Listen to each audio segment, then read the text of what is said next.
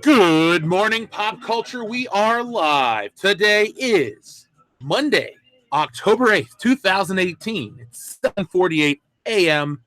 Eastern Standard Time, of course, and it's time to rock. So this weekend was pretty good. We had New York Comic Con. We had all kinds of news come out from there, and I took a much-needed break from the monotony that was Twitter, only to find a really interesting story from our good friend, the DJD Show, which we'll be covering this morning. But good morning to everyone in the chat. And before we get started, let's do what we always do, well, from now on. And let me give you guys the daily life hack. So I thought this would be a fun little thing, just something to change up the pace. And also, instead of me sitting here waiting saying, how many till we get to 200? How many till we get to 200?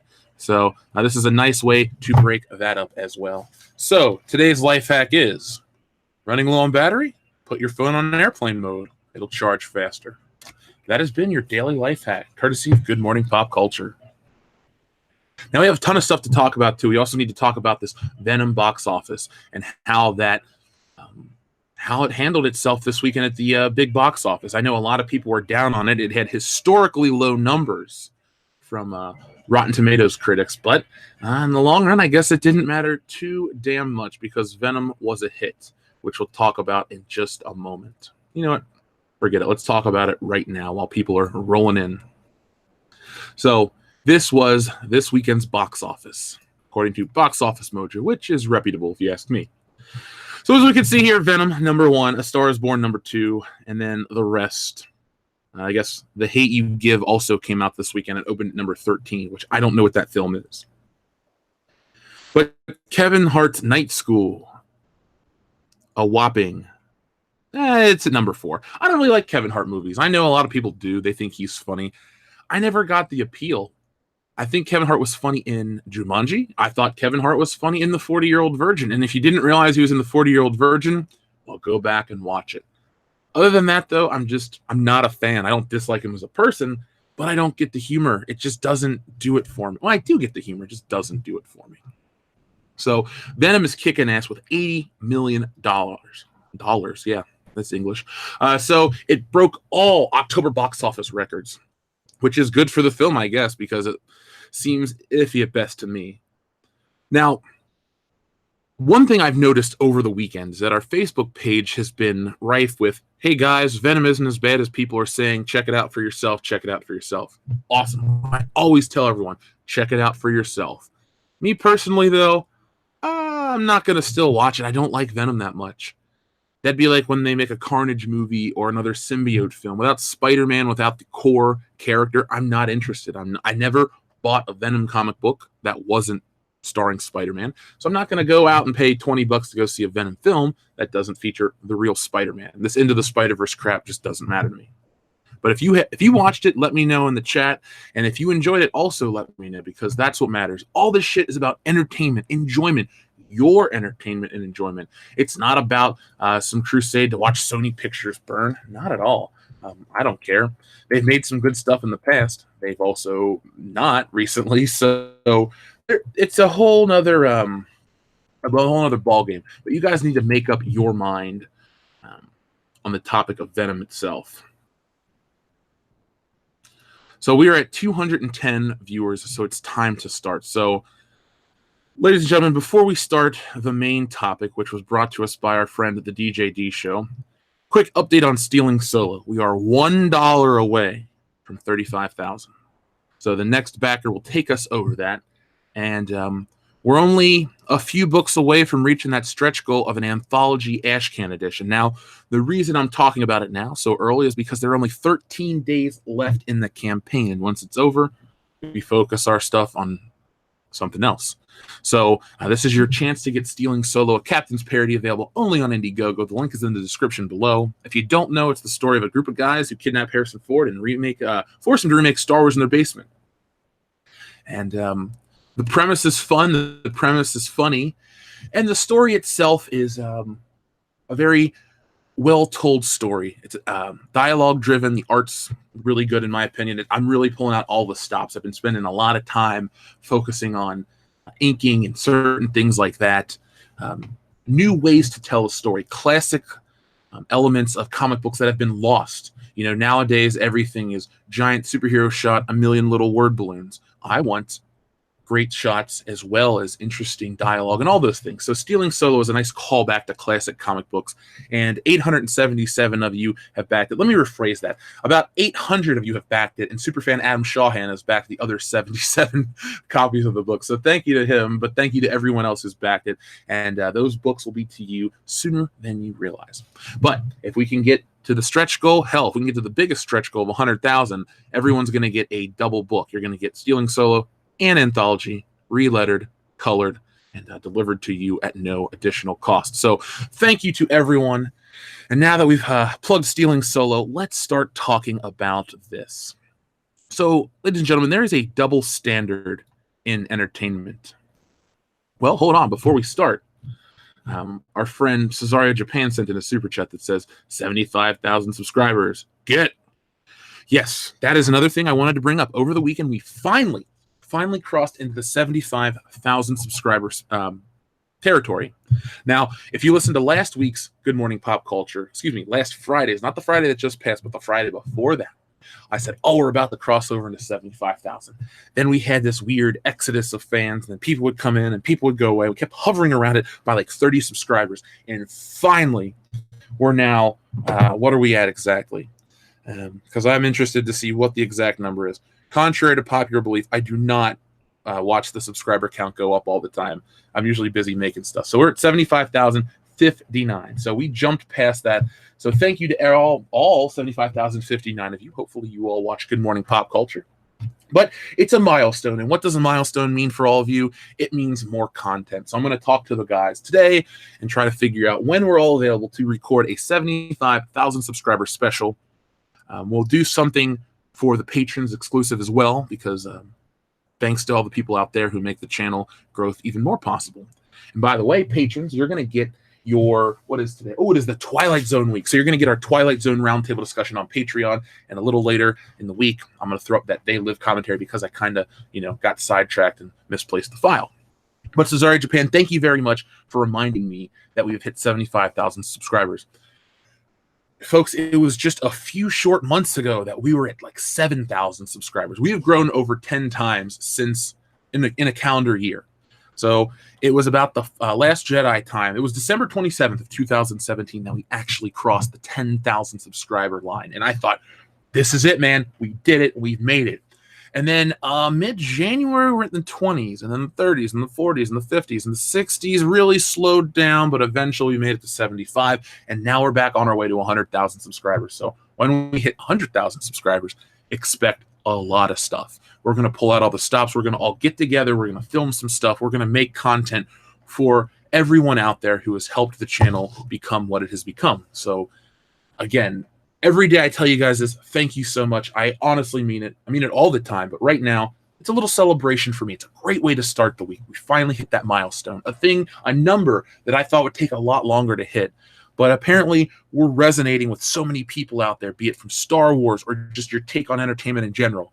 And I just want to tell you thanks again for giving a guy like me the opportunity to do this every single day as a job, and I'm loving every minute of it. So as long as you guys are here, I'll be here, and we'll always have a fun way to discuss the world of entertainment as it, crumbles around us. We also had a super chat from Jose Lopez, who said, "Good morning, Jeff. Let's get this week rolling." Yes, Jose Lopez, good morning to you, my friend, as well, and I hope you had a nice birthday. All right, so now let's talk about the double standard of the Star Wars fandom. Now, this piece of news comes from social media, but was brought to my attention by our good friend, the DJ Show. Now, where did it go? Just a second. Because the DJ Show has been on this channel. Cool dude. Big fan of his. And one thing I'd like to tell everyone is thanks for everyone who tries to bring news to our attention. It makes it a lot easier, but it also helps us cover everything, because a lot of times we're focused on one thing, but the real story is elsewhere. Originally, I was working on the Captain Marvel video, but then the Bob Iger news came out, and I jumped to that because that was the real story underneath it all, especially for a channel like this. So, DJD Show, if you're out there, man, thumbs up to you. Thank you, folks. Subscribe to that channel to help out this community. But this right here, this man is Ray Park. Ray Park is known for roles such as Toad from the X-Men, Snake Eyes from G.I. Joe, and his most famous character is Darth Maul. But Ray Park has now left the 501st Legion. Now, if you don't know what the 501st Legion is, it's a group of guys and women, but a lot of guys, who dress up in stormtrooper costumes and go to hospitals and do charity events and show up to Star Wars Celebration, just like the High Council will be at early next year.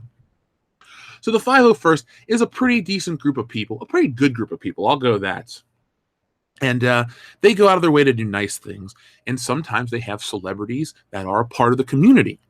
And well, today they've lost two. They've lost Ray Park, who played Darth Maul, and Daniel Logan, who played a young Boba Fett from Star Wars Episode 2, Attack of the Clones. Now, I had heard that Ray Park was called fat, or he was made fun of for his appearance in Solo, a Star Wars story, when he played Darth Maul.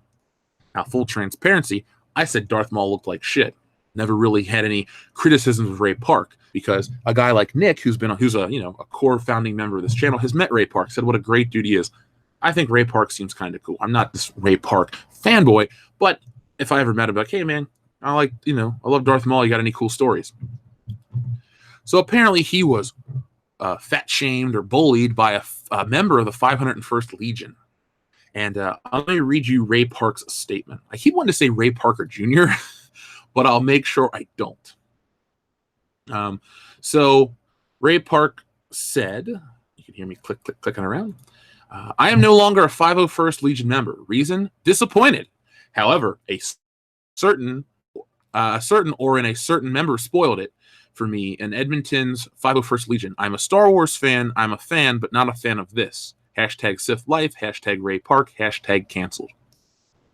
But like I said, Ray Park, I've heard, now this isn't 100% guaranteed, but from what I heard is he was made fun of for his appearance in Solo, a Star Wars story. I wanted to say Stealing Solo. I'm like, we don't have Ray Park in that story. I wish. Maybe the sequel. But in Solo, a Star Wars story, Darth Maul looked old and weird and gross. He had the robotic legs, all this other stuff, and apparently this Legion member kind of made fun of him. Now, the reason I'm bringing this up to your attention is because if he was fat-shamed, if he was made fun of for his appearance, where are the white knights in the media to jump to his defense? That silence means they're not coming. Now, Rose Tico dealt with some shit, but Ray, a.k.a. Daisy Ridley, couldn't think of her name for a moment, sorry. She was also apparently dealing with some shit, and everyone wrote articles and came out in her defense.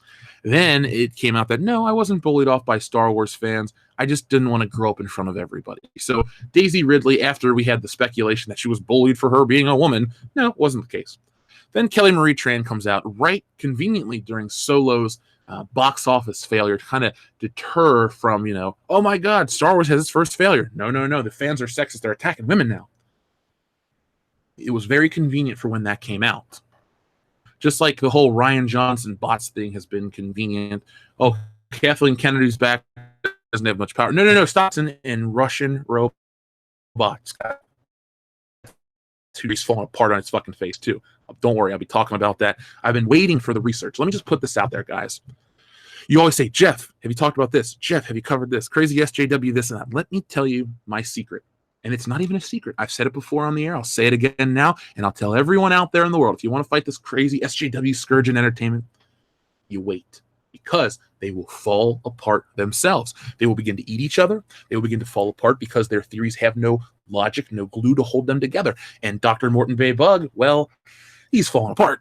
So I'll talk about that at a later date in an actual video. But I was waiting for everything to fall apart because now he's backpedaling and backtracking. And I have a couple people who are out on the street, reporters, if you will, who've been following everything he's been saying. We've had a couple listeners mention or come to me over the weekend and say, hey, Jeff, he was in this interview and he said SJW is like saying the N-word. I'm like, what? So don't worry. That guy's time will come. But he's going to put himself out of commission first.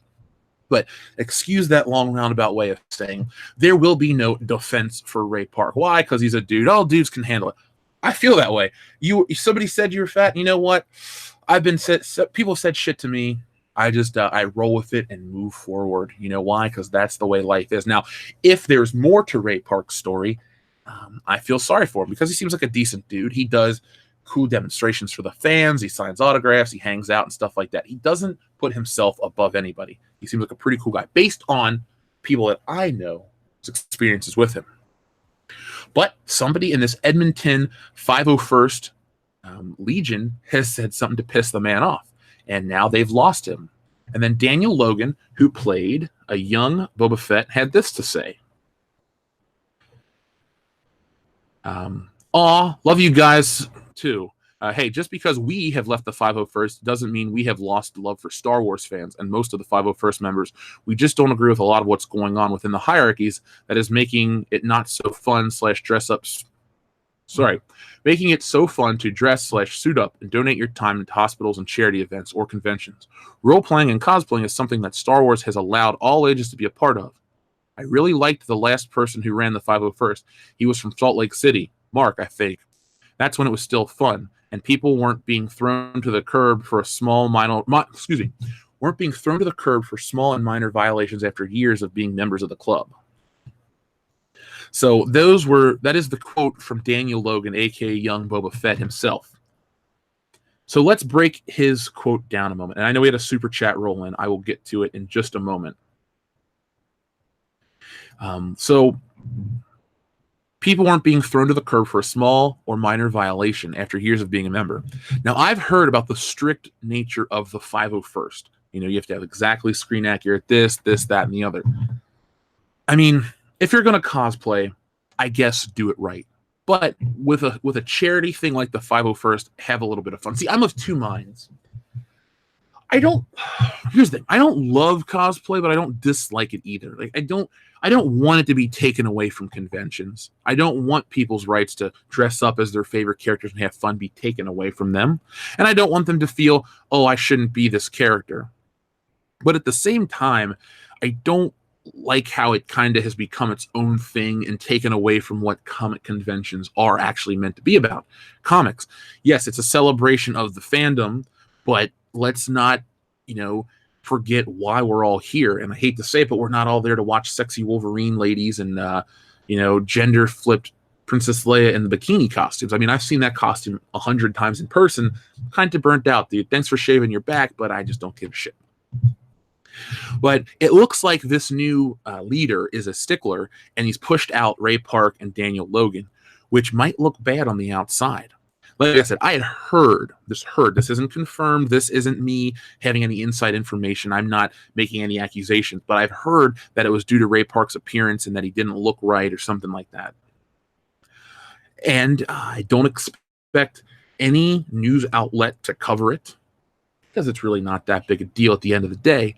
But I do want to say that there is a double standard for the Star Wars fandom because these people are out here doing good things, the 501st.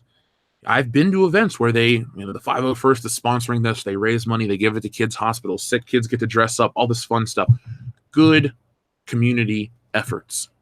But the internet doesn't want to build that up. They want to build up the drama. They want to act like Kelly Marie Tran's actually a trendsetter. You were in a movie. You got paid a lot of money. Maybe people said some mean stuff to you on the internet. But that's where your story begins and ends. Have you gone out into the world and done anything for the little girls that need you as a role model? Probably not. If you have, I'll take that back and apologize. But these kind of communities do. And I've seen it firsthand. Much like I go on about Christian Bale. Maybe he seems like a dick in real life. But when those people were here at the movie theater shooting, who dressed up as Batman and showed up to talk to the victims or sick kids or stuff. Robert Downey Jr., who goes as Iron Man to give kids prosthetic arms. Tom Holland dresses up as Spider-Man to go visit kids. Those things are important. If you play a character that is a hero in today's day and age, you don't get to just play the hero on screen. You kind of got to live the role. I don't know much about Chris Evans' real life, but I have seen photos of him dressed up as Captain America, going to the hospitals and stuff like that. So those kind of things don't really get the same attention as the negative stories. And the 501st, this negative story isn't going to get any attention, but I do think the 501st overall as a community should be elevated to have a little more visibility because they do some nice stuff, and it's it's kind of sad. Let's see. We have a super chat from our friend Chris Mikic that said, "Just put you over 35K for stealing solo. Good work, Jeff." Chris, thank you very much. I'm so excited to do more comics in the future. I mean, this one is doing great. It's just the beginning. You know what? Let's have Stealing Solo just be the point where, hey, Stealing Solo did 57,000.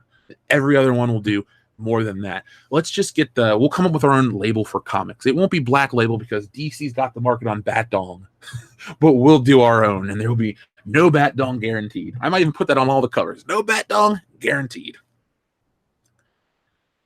Let's see. A lot of people are talking about Maul being there. Maul's cool. Ray's cool. Let's see what else we got going on. So Dio Brando says, "I'm going to cosplay as Batman's circumcised Wang." Well, Dio Brando, thank you for telling us via a super chat. So now thousands of people will hear my voice say, "Batman's circumcised Wang."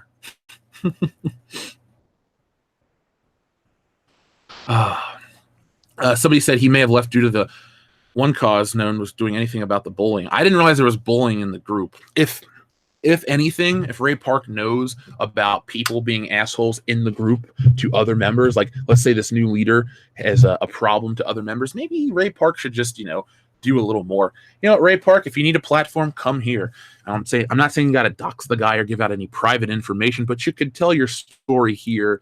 We're like Switzerland. Maybe people think this channel is one thing, but in reality, we're pretty good for that. So maybe you should, let Ray Park know that he can come on this channel and air his grievances. Same with Daniel Logan. Same with any actor that needs a platform to talk about bullshit that goes on in the community, because we've reached over 1 million people before in a single video. So let's not act like we're just a drop in the bucket. Maybe we're a drop in the bucket compared to like the reach that Disney has, but we do have the fan base that can help us reach anywhere. So maybe we can make that happen.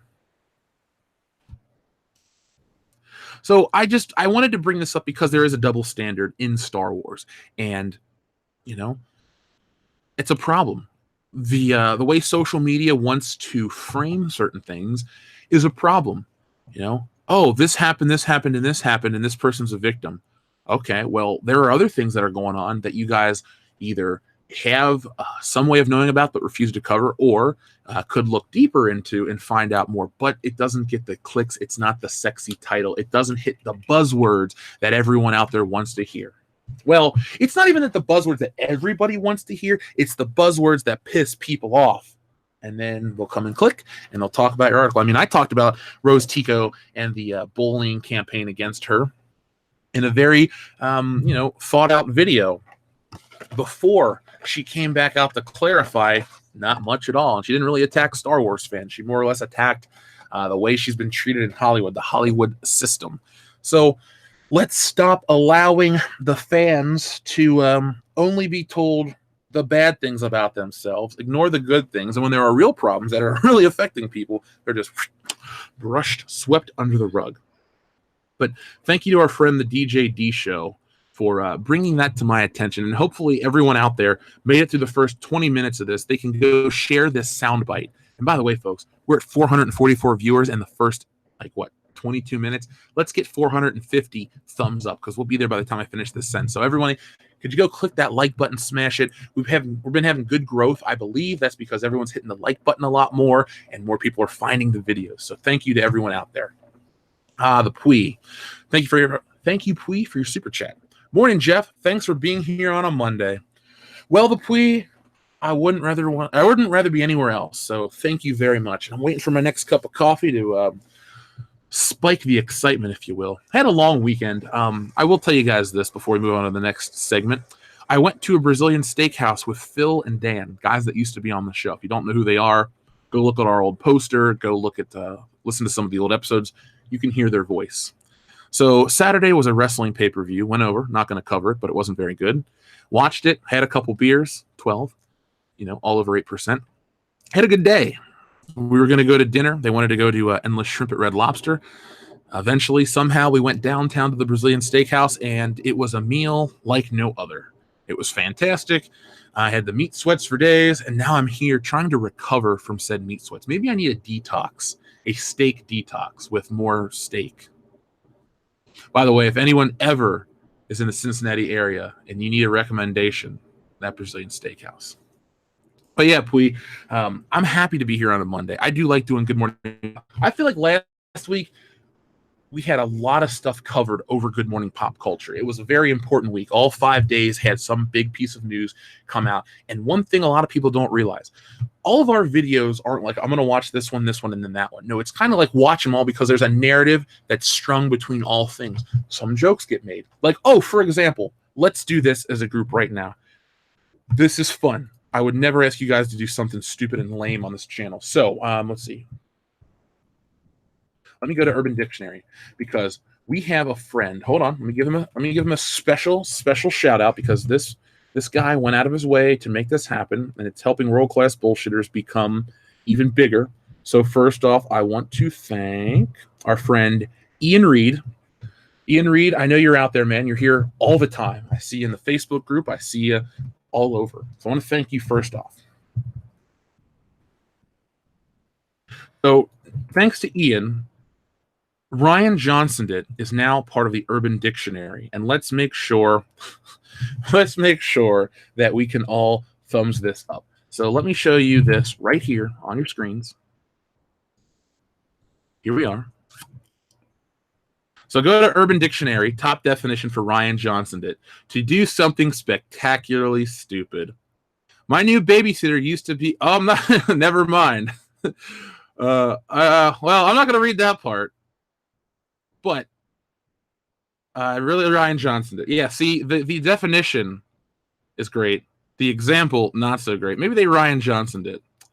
But let's help Ryan Johnson be there because it does come from our show. Oh, never mind. A pedophile is an adult who is sexually attracted to small green vegetables. Ah. Well, okay, the joke's on me. But make sure you guys go check this out because Ryan Johnson is now part of the Urban Dictionary. And thank you, Ian. Lycan645, thank you very much for... Oh, hold on. Dio Brando. Nope, hold on. We had a couple. First off, the High Reclusarch Grimaldus is back. Morning, Jeff. It's been a while. I've noticed that too, High Reclusarch Grimaldus. Been a long time, but glad to have you back. I'm happy to have everyone here, but sometimes people go away and you miss them.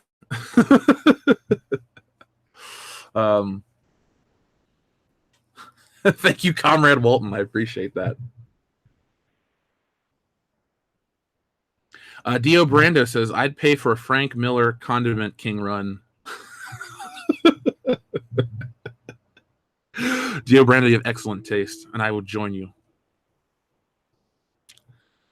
Let's see. Lycan645, thank you very much for your super chat. Lycan says, hi, Jeff. There seems to be a knock version of Guri from Star Wars Legends in the new film, Future World. I smell plagiarism.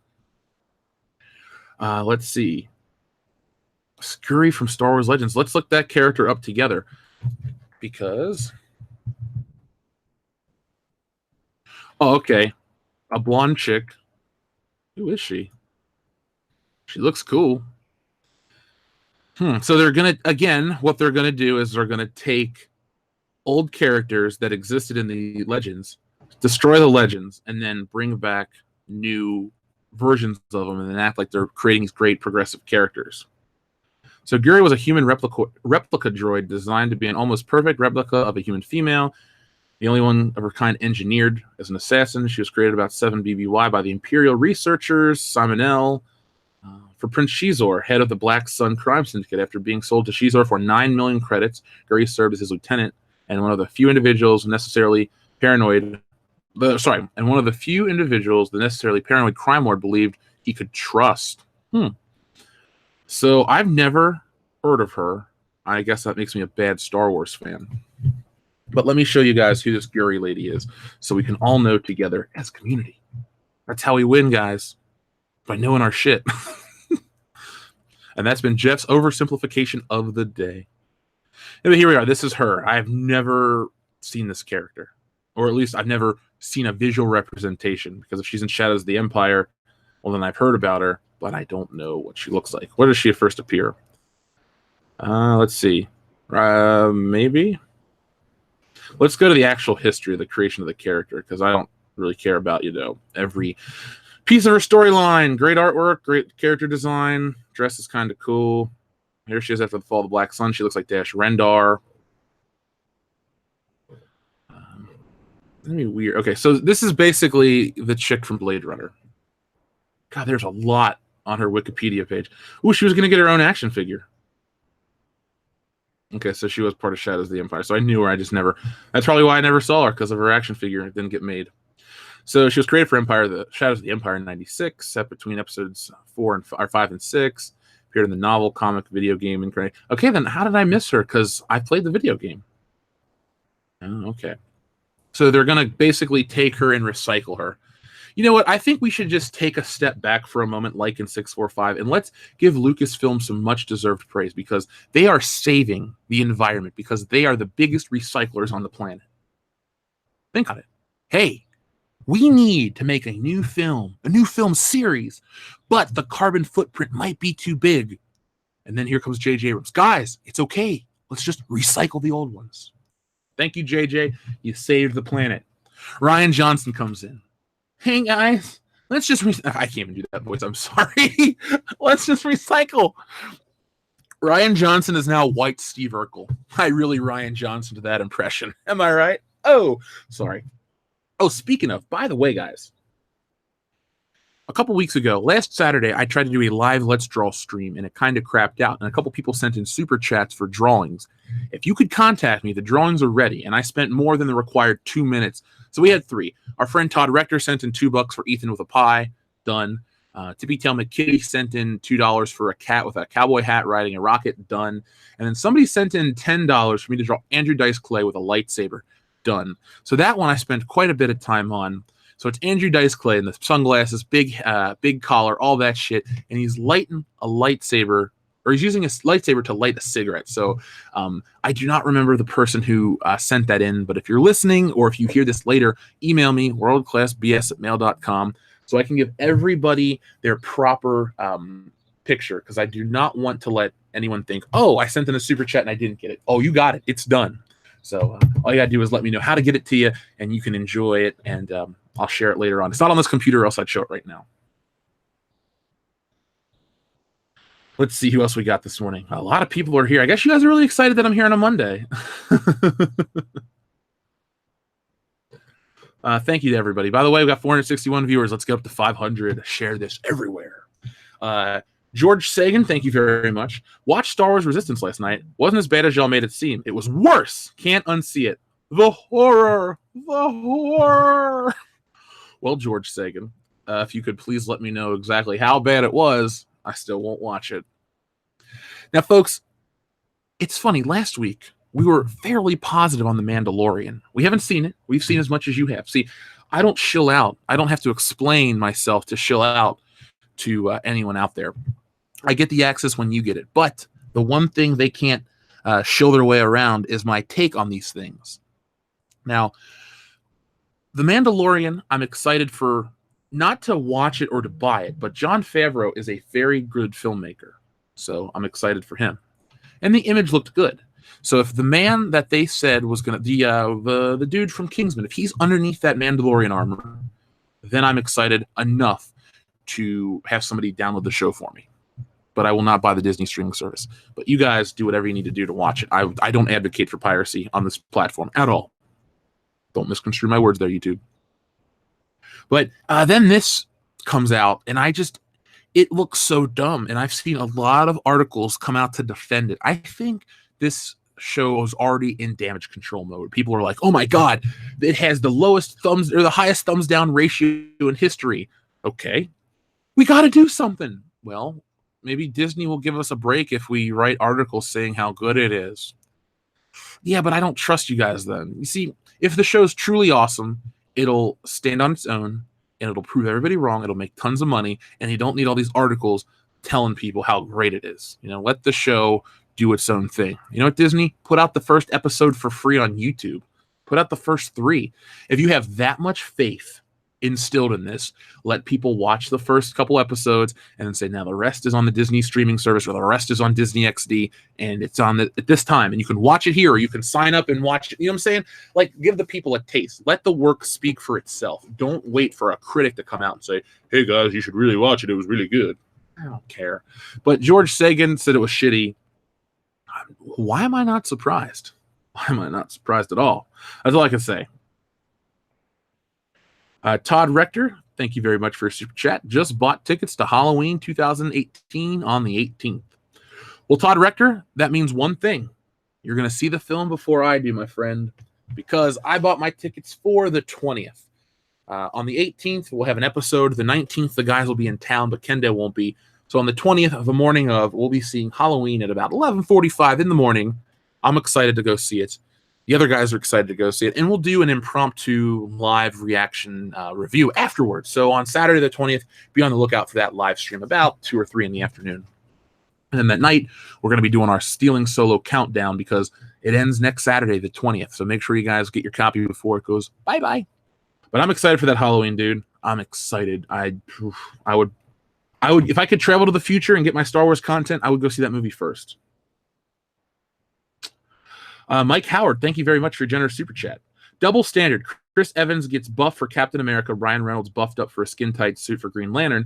Shouldn't Brie Larson be wearing a painted-on latex CM suit that conforms to every tuck and fold of her body? Well, Mike, I know this isn't a very popular thing to say, but yes, that is a double standard that these people need to realize. Now, as a guy who's comfortable in his own skin, I don't look at Captain America or Wolverine and go, oh, man, I don't look that good. I go, I should work out. I think to myself, they're in great shape. There's nothing but benefits to get in better shape. Now, I have made that change. I don't look like that yet, but I've made the change and I feel a lot better. Now, the Captain Marvel that they chose was very obvious that they were going for the skin tight the baggy up to your neck, down to your toes coverall costume, because there's a new trend with the female heroes. They got to dress in whatever. They don't do the old school sex sells costumes. Maybe I'm old school. At 29 years old, maybe I'm a relic of the past, and I don't get it. But by the same accord, Wonder Woman had a pretty accurate costume, and not once did I think to myself, oh, I didn't think of the double standard thing. I thought, well, Wonder Woman got in shape for the role. Wonder Woman did this. Wonder Woman's suit looks great. Batman and Superman are also really cut too. So the DC people, surprisingly enough, the DC people actually have gone a step further to make themselves like the real like the characters, real life embodiments of them. Brie Larson. Now, Scarlett Johansson's in good shape too. I think it's just the Brie Larson thing. Remember, we gotta find out exactly. Okay, according to Jeff's theory of the SJW scourge, it will defeat itself eventually if you just wait it out. So, will Captain Marvel fold in on itself? Maybe. Her suit is a little different in Infinity War. I mean, there were some leaks from Infinity War, from behind the scenes stuff, like production stills. Not even production stills, excuse me. They were just straight up like, what's the word? Polaroids of like them standing in front of a white door, and they would just take pictures of the costume for continuity. That's what it is. They're the continuity photos that leaked online. So you saw like Scarlett Johansson's hair is red again with like blonde at the tip where it has, grown out after the first, Thanos snap, or Captain Marvel looks a certain way. Maybe there is a double standard, Mike. But the answer I always give is, let's look at a Thor movie or Captain America. They always have to have the gratuitous shirt off scene. Fine, I don't care. Then they go and touch his muscles. Fine, again, I really don't care. But if somebody went up and touched Scarlett Johansson's boobie in a movie, the world would fucking burn on social media. Remember Star Trek Into Darkness? Everyone freaked out. Alice Eve was in her bikini or in her underwear. That scene doesn't need to be in a film. It's sexist. And then J.J. Abrams' bitch ass came out and apologized and all this stuff. You see, that is the double standard. But we live in a world where it shouldn't be. You know what? Women like what they like. Guys like what they like. And it's a movie. It's fantasy. These people were paid millions of dollars. No one was hurt in the process. because believe me, we'd hear about it. Oh, I stubbed my toe. There would be, rage in the streets if someone was actually harmed or shamed into doing this shit. We live in 2018. Everyone was paid very well. Everything was on the up and up publicly. So let's stop acting like, the world is a bad place, Hollywood. It's not. Lycan 645 says, Jeff, no, it's completely different. It's a completely different film. It's not Star Wars, but the description for the character is practically Guri. Oh, you mean Alita Battle Angel? Is that what you're talking about? Hold on, let me go up to your super chat again. I hate getting these out of context. Oh, the film's called Future World. Oh, okay. I apologize. Sorry, the scheme keeps. I apologize, Lycan. I didn't want to. Want to just make sure I got the right one. No, I haven't heard of that film. Future World, a 2018 film. Okay, so Future World gets a 3 out of 10. Oh wait, no, I don't. No, I don't think this could be right either. But James Franco?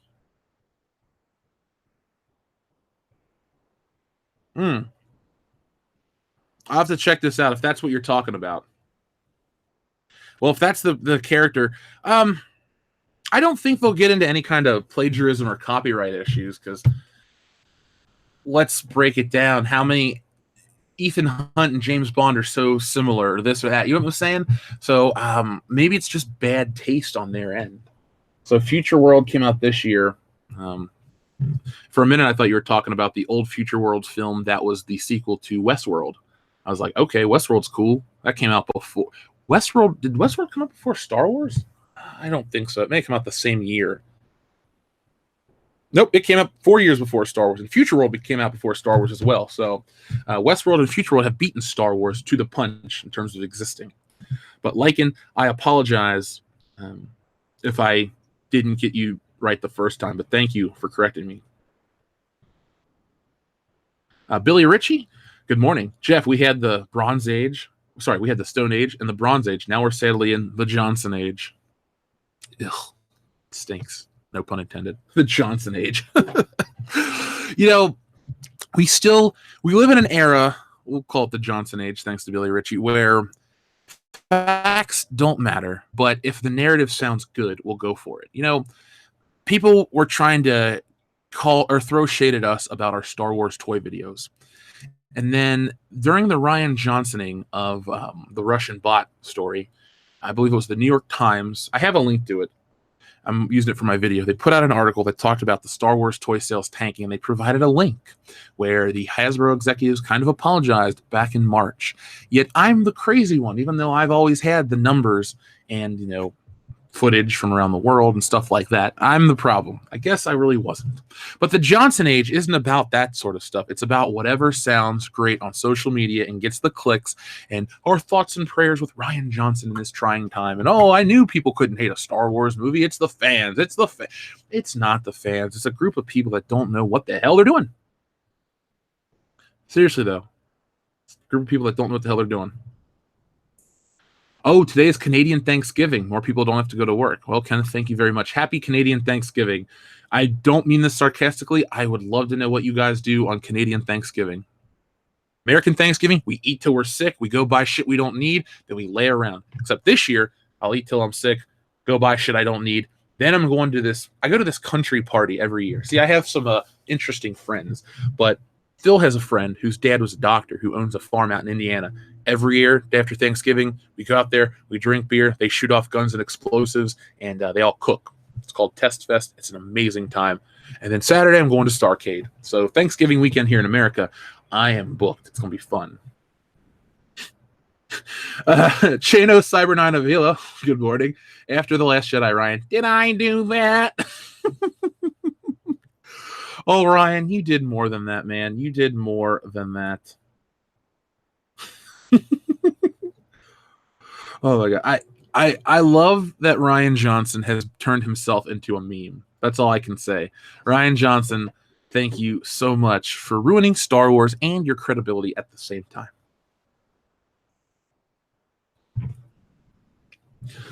So what is George Sagan, thank you very much again for your super chat. It was holiday special bad. No Mary Sue girl yet.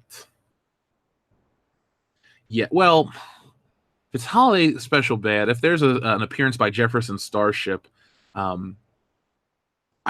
can't wait to watch it. You know, they built this city on rock and roll. They built this Star Wars on bullshit and identity politics. Big shout out to our friend Andy Goss. Thank you very much for your support, my friend. I appreciate it. So let's see. I think we've pretty much we hit the nail on the Star Wars head. So there is a double standard in a lot of entertainment. It really does. The funny thing is the people who are complaining about, oh, we're marginalized, this or that and the other, not everybody, but the ones that, the vocal minority that they want to call us, the ones that clamor for certain things are the first ones to build up the other way. They think that a double standard one way makes up for past transgressions. It's not how it works.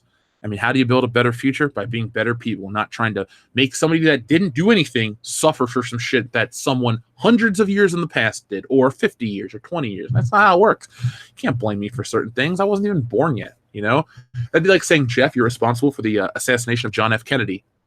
I didn't do it. I wasn't born for another 25 years, Jeff. We have evidence that links you to it. Guys, I wasn't born. I hadn't been to Texas till the year 2009. Jeff, it doesn't matter. Somebody told us, and we're going to believe them because that's what we do. All right. I go to stand trial for the assassination of JFK. Where were you in November of 1963? Well, my mom would have been 4 years old, so I wasn't born yet. Thank you very much for your time, Mr. Hicks. See, that's as stupid as it gets. Now, just imagine that show with Star Wars and media and entertainment. Those type of things are the problem. Sire J Longstroke, thank you very much for your super chat. Did you watch Star Wars Resistance last night? I fell asleep halfway through. Do you know why you fell asleep, Sire J Longstroke? Because it was on so late at night.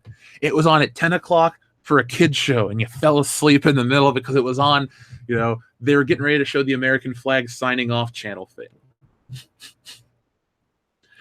Sire J Longstroke, by the way, I'm glad your icon popped up. It reminded me. So, folks, today, after Good Morning Pop Culture, I'm going to leave my house and do something important.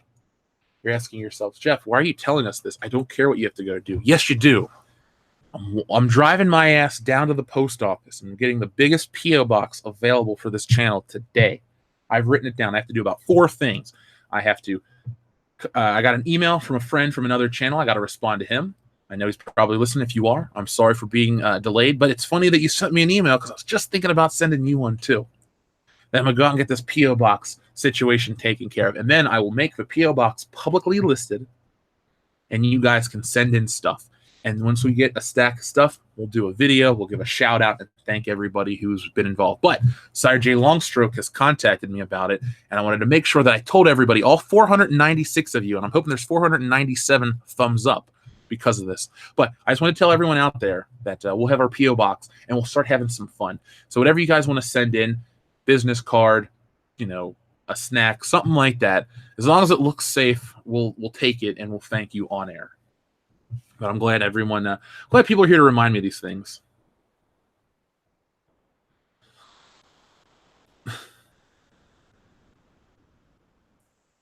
Yes, I said P.O. box.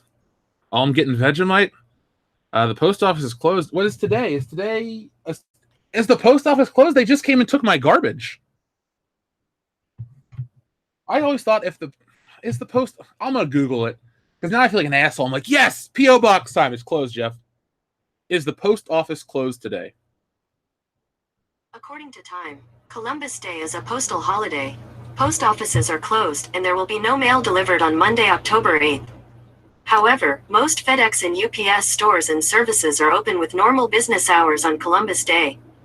Okay, so tomorrow, after the show, I'm going directly to my local post office, and I'm going to set up the biggest P.O. box I can. And that way you guys can send me stuff starting tomorrow. Thank you, Google. Here's the thing about doing this show, or to be a YouTuber, holidays don't really matter. Certain things don't really matter. Everything kind of runs together because people will watch stuff no matter when you put it out. People will be a part of the community no matter what. So, and to be fair, I went to a Catholic school growing up, so Columbus Day and all these like national holidays, like we didn't get them. We got religious holidays off, which sounds lame. And you're like, oh, I'm sorry, Jeff. No, we may not gotten a spring break, but we got Easter break. We got an extra week off for Christmas. So Christmas was like 3 weeks off of school. And every year, the day after Halloween was All Saints Day. So if Halloween was on a weeknight, that wasn't a Friday, I never, ever went to school the day after. So imagine this. Halloween's on Thursday. All Saints Day is Friday. 4-day weekend. Boom. Candy, horror movies, and no school. I couldn't have been any happier. I do not know much about Star Wars Explained, guys. I know people are talking about them in the chat. I don't really know enough to give an opinion, but if he's a shill channel, like you said, well, then I don't ever need to watch them. I think Jeremy from Geeks and Gamers has gone to war with him or had words, terse words, if you will. I don't usually get into that stuff, not because I'm trying to take the moral high ground. Well, I'm just busy doing other shit. And a lot of the stuff here on this channel is, all me. Plus, I'd rather hang out with you guys and shoot the shit than try to get into a shouting match over the internet with somebody that I don't even care about in the first place. So I got trolled by the government. Well, if I got to get trolled by somebody, it better be somebody with more power than I have. So I guess I lost to the government today. But it's okay. I'll come back fighting next time. Yeah, I completely forgot it was Columbus Day. There we go. I completely forgot it was Columbus. I've never celebrated it. Thank you, Christoph. I always call him Christoph. Christoph Waltz Columbus. Thank you for kind of finding America. I'm glad to live here. Yay, Ohio. He's another Campia. Oh, okay. Well, I know Jeremy and him got into the whole This Week in Clickbait thing. You know what that saddened me was This Week in Star Wars never really took off on the channel. I like doing those, but nobody really watched them. So when This Week in Star Wars would get 20,000 views and then another whatever video would get 300,000 views, you're like, well, shit. The other one didn't take as much time either. So I guess I got to go with those. But if you guys ever want This Week in Star Wars, go back and watch the old ones. We can make stuff happen. Stealing Solo for the sequel, Dr. Hamill and Mr. J. Anything is possible with World Class Comics. I don't know if that's going to be our official imprint, but for now, it sounds kind of snazzy. I mean, what don't you want? World Class Comics. What does the DC stand for? A lot of people don't know. I do. It stands for Detective Comics. But why not World Class? Why not the best of the best? Why not the snazziest of the snazzy? Oh. So this weekend was, there was a lot of stuff. A lot of stuff to cover this week. So Star Wars, thank you for your service. But now it's time to talk about something sad. For just a moment, don't click away. Let's give some respect for a fallen actor. So anyone out there, press 1 if you've ever watched The Walking Dead. Now, you don't have to like it. I'm just asking you to press 1 if you've ever watched The Walking Dead. And I would press, I will press 1 right here. I've watched The Walking Dead. There we go. Wait, why am I sharing the chat? You can see the chat. That'd be the most meta stream ever. You're listening to me, but watching yourself talk about you. See how it works? It doesn't. So Scott Wilson, a.k.a. Herschel from The Walking Dead, dies at age 76. Now, I am on record saying how much The Walking Dead is just to me. I don't love it anymore. When I was just reading the books before the show came out, I thought it was one of the best comic books I'd ever read. Joel had the first couple trade paperbacks of it, the collected editions, and I was hooked. The early work by, I think, Tony Moore, awesome. Loved the gray tone, loved the tone of the story. It was gritty, it was scary, it was a zombie apocalypse set out in the field type of thing. It took place not too far from my house. I really dug the story. And then the show came out, and I liked the first season, and I liked the second and third enough to keep watching it. And then once the governor and all that stuff came in, I kind of just lost interest. But Herschel was a pretty good, solid character that I always liked. And a lot of my friends, personal real-life friends that I know from these horror conventions, have met the actor Scott Wilson.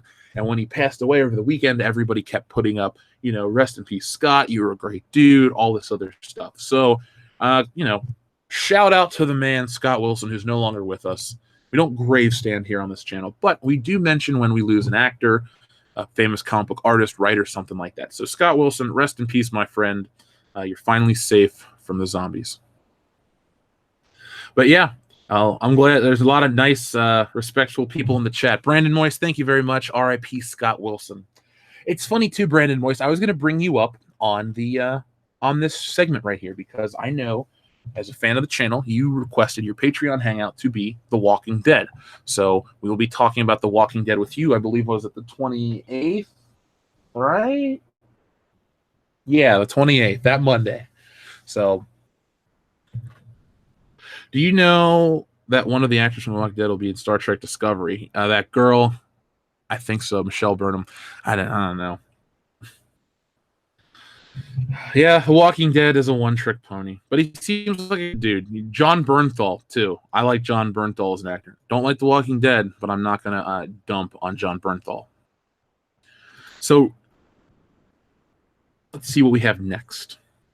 So, this past weekend was also New York Comic-Con. Now, if you're thinking to yourself, Jeff, I don't like comic books that much. I like Star Wars content. Well, you will love this because this isn't Star Wars comic book content yet, but it does play into the whole SJW thing. Thunder Robots, thank you very much for your super chat. Here's your comic label, BS Comics. Ooh. What does the BS stand for? Best Simplicity? No. Biggest Shitstorm? I wish. Bullshit. That's what it stands for.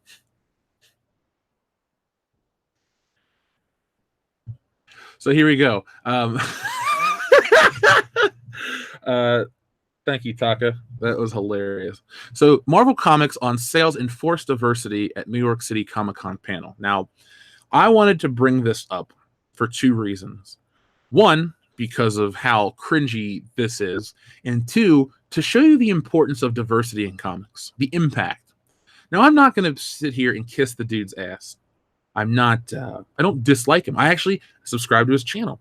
I'll give diversity in comics credit. If you like the Fandom Menace, if you like all of our channels that seem to be associated with each other, realistically, diversity in comics was the progenitor of all of this. I had my channel before he had his, and anybody that's really in the Fandom Menace, I think I've had my channel the longest. Now, diversity in comics gave us a shout out last early 2017, because there was only one 2017, excuse me.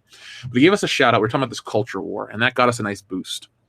And I would always watch his videos talking about comics, and I was inspired to not pursue the comic career much anymore. Therefore, I jumped into YouTube full time in the beginning of this year, and it became really great.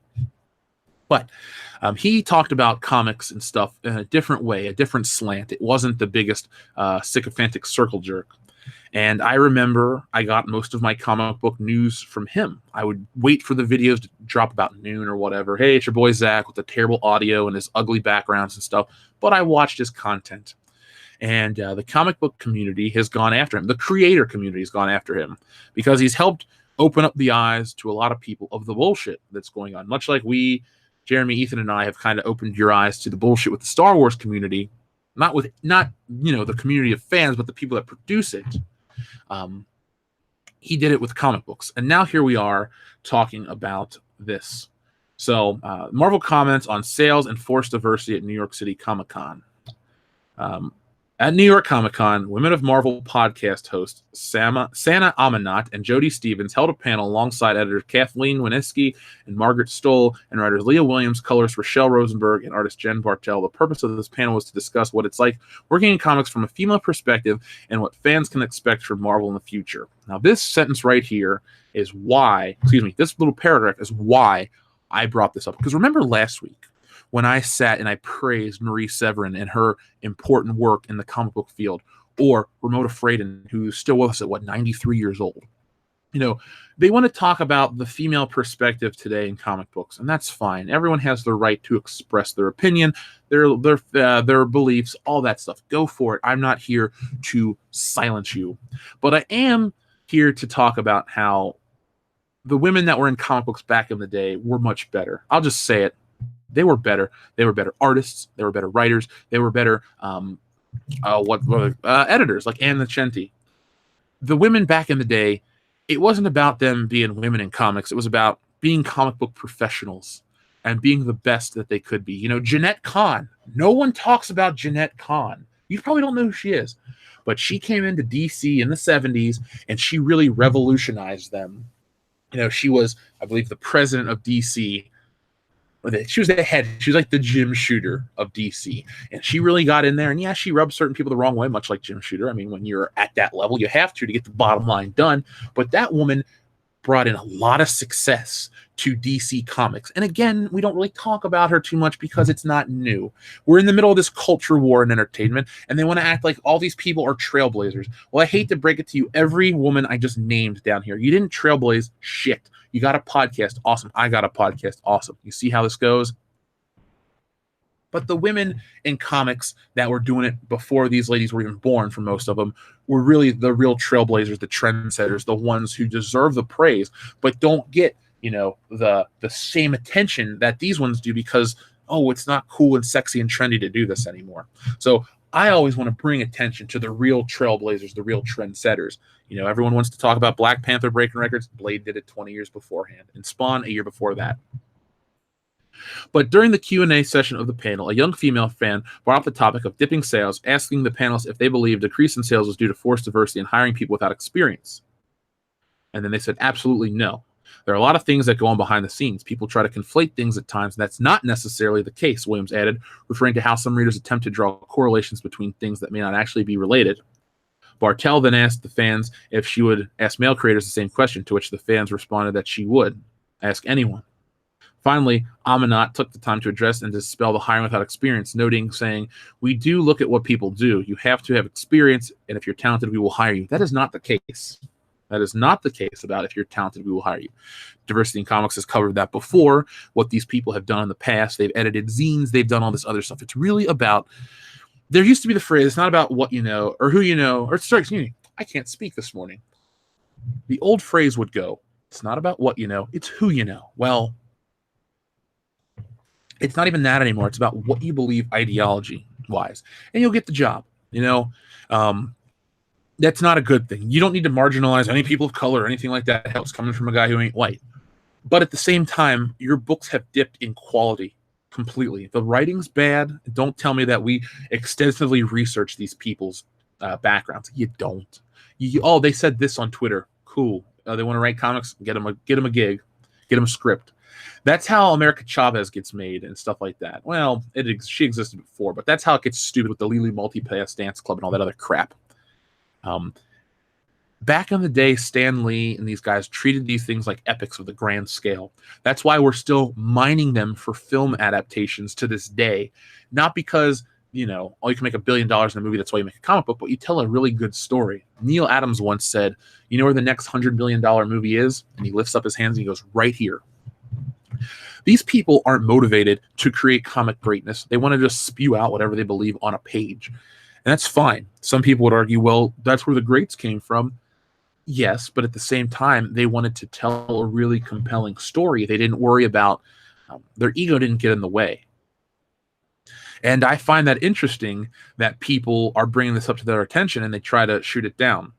Now, people want to say that that's not the case of failing sales, but back last year, they at least admit, based on this title, that Marvel comic sales have dipped.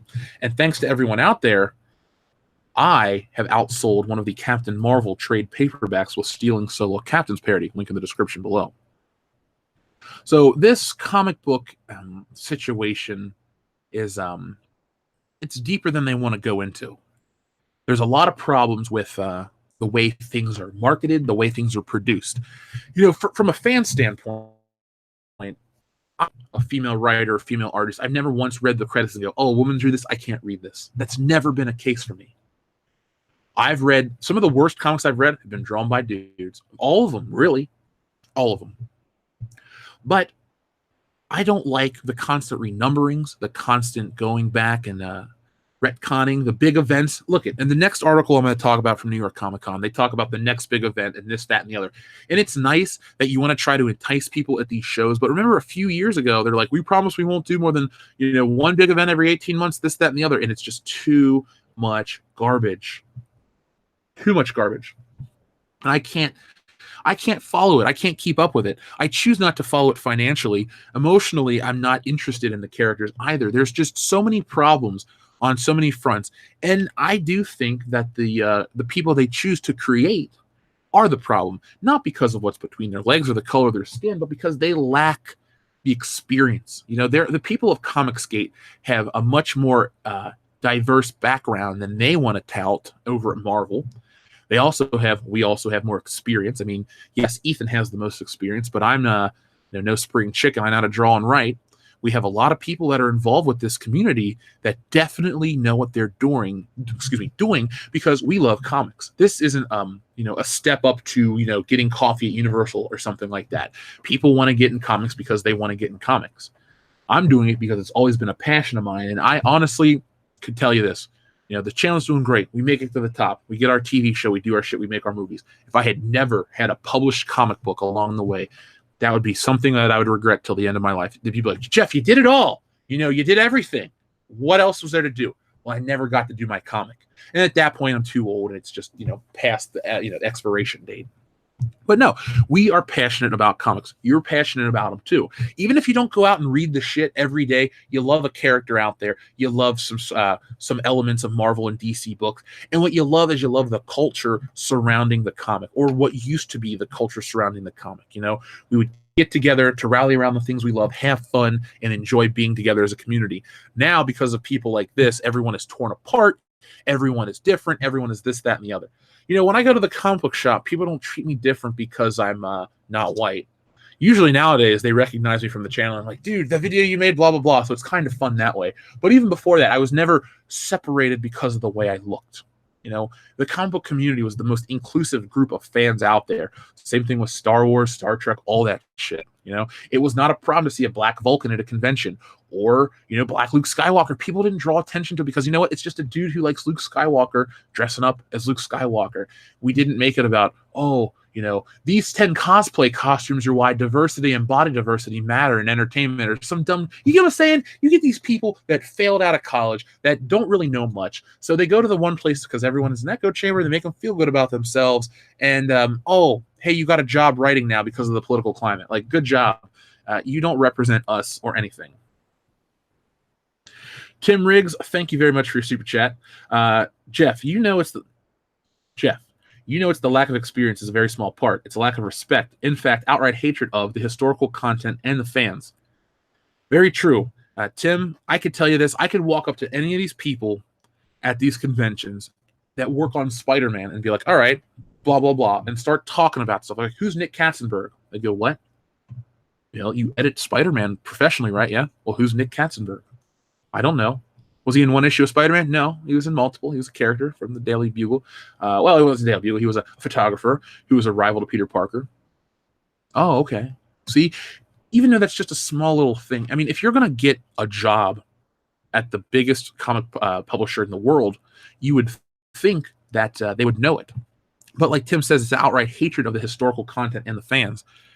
I understand that sometimes you can be overwhelmed by fans, especially on social media. I get it.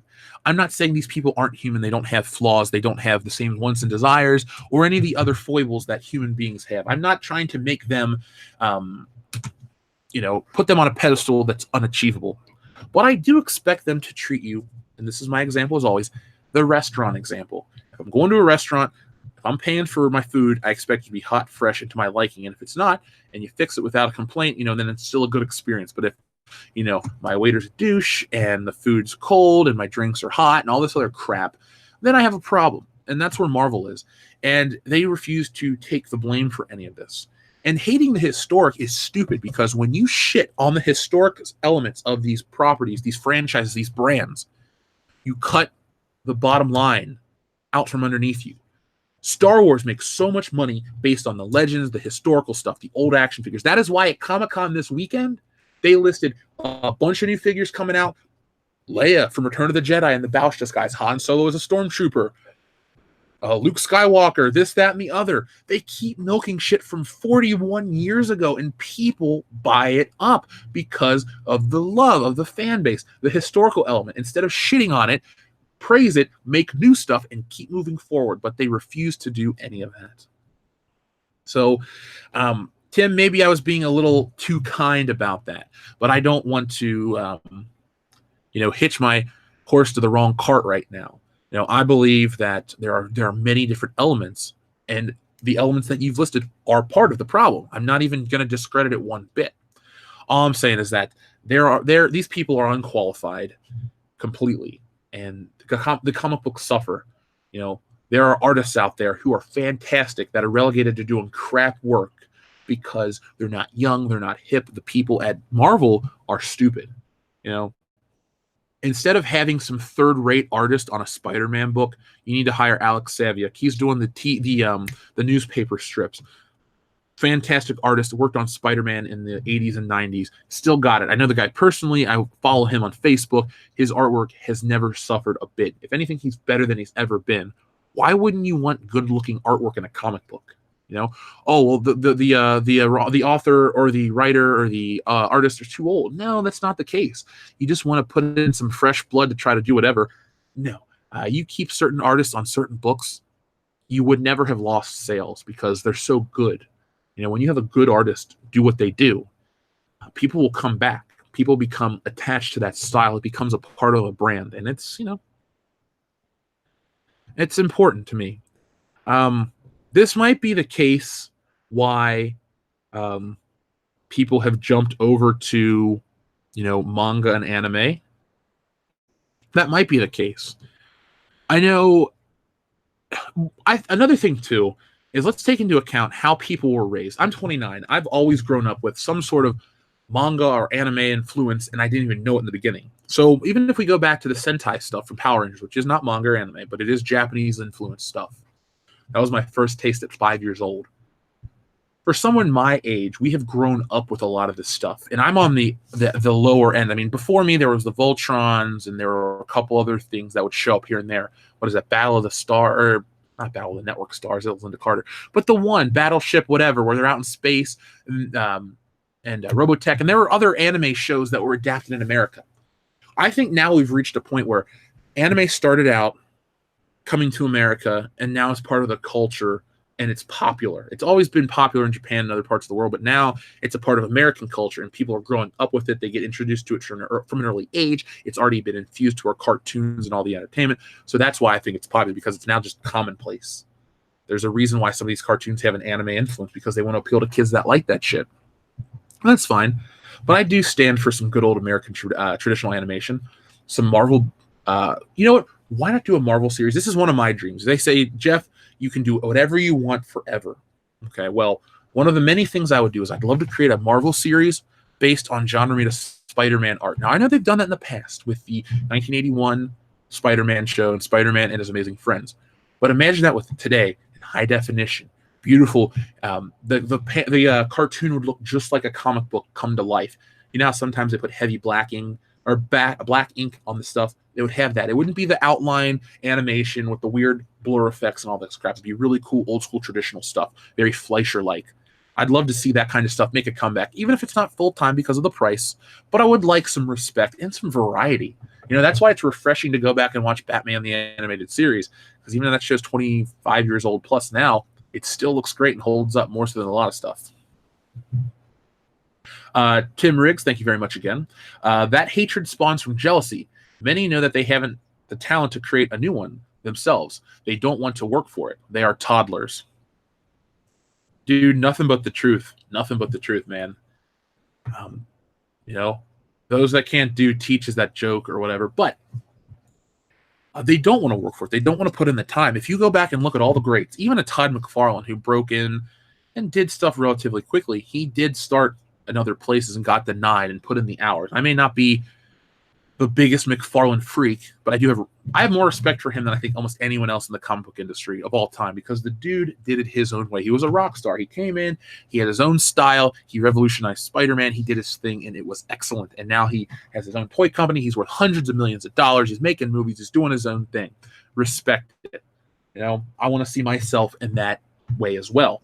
I do see myself in that way as well. Just taking a little longer to get there, because I'm building up a different online following, a different group of people, but an equally rabid one. And I'll be there soon. Believe me, I have the time and the patience to do it. But this I want it now shit, this Veruca Salt mentality just doesn't work for anyone, because I got to watch my favorite shit get torn down in the process. And it pisses me off, man.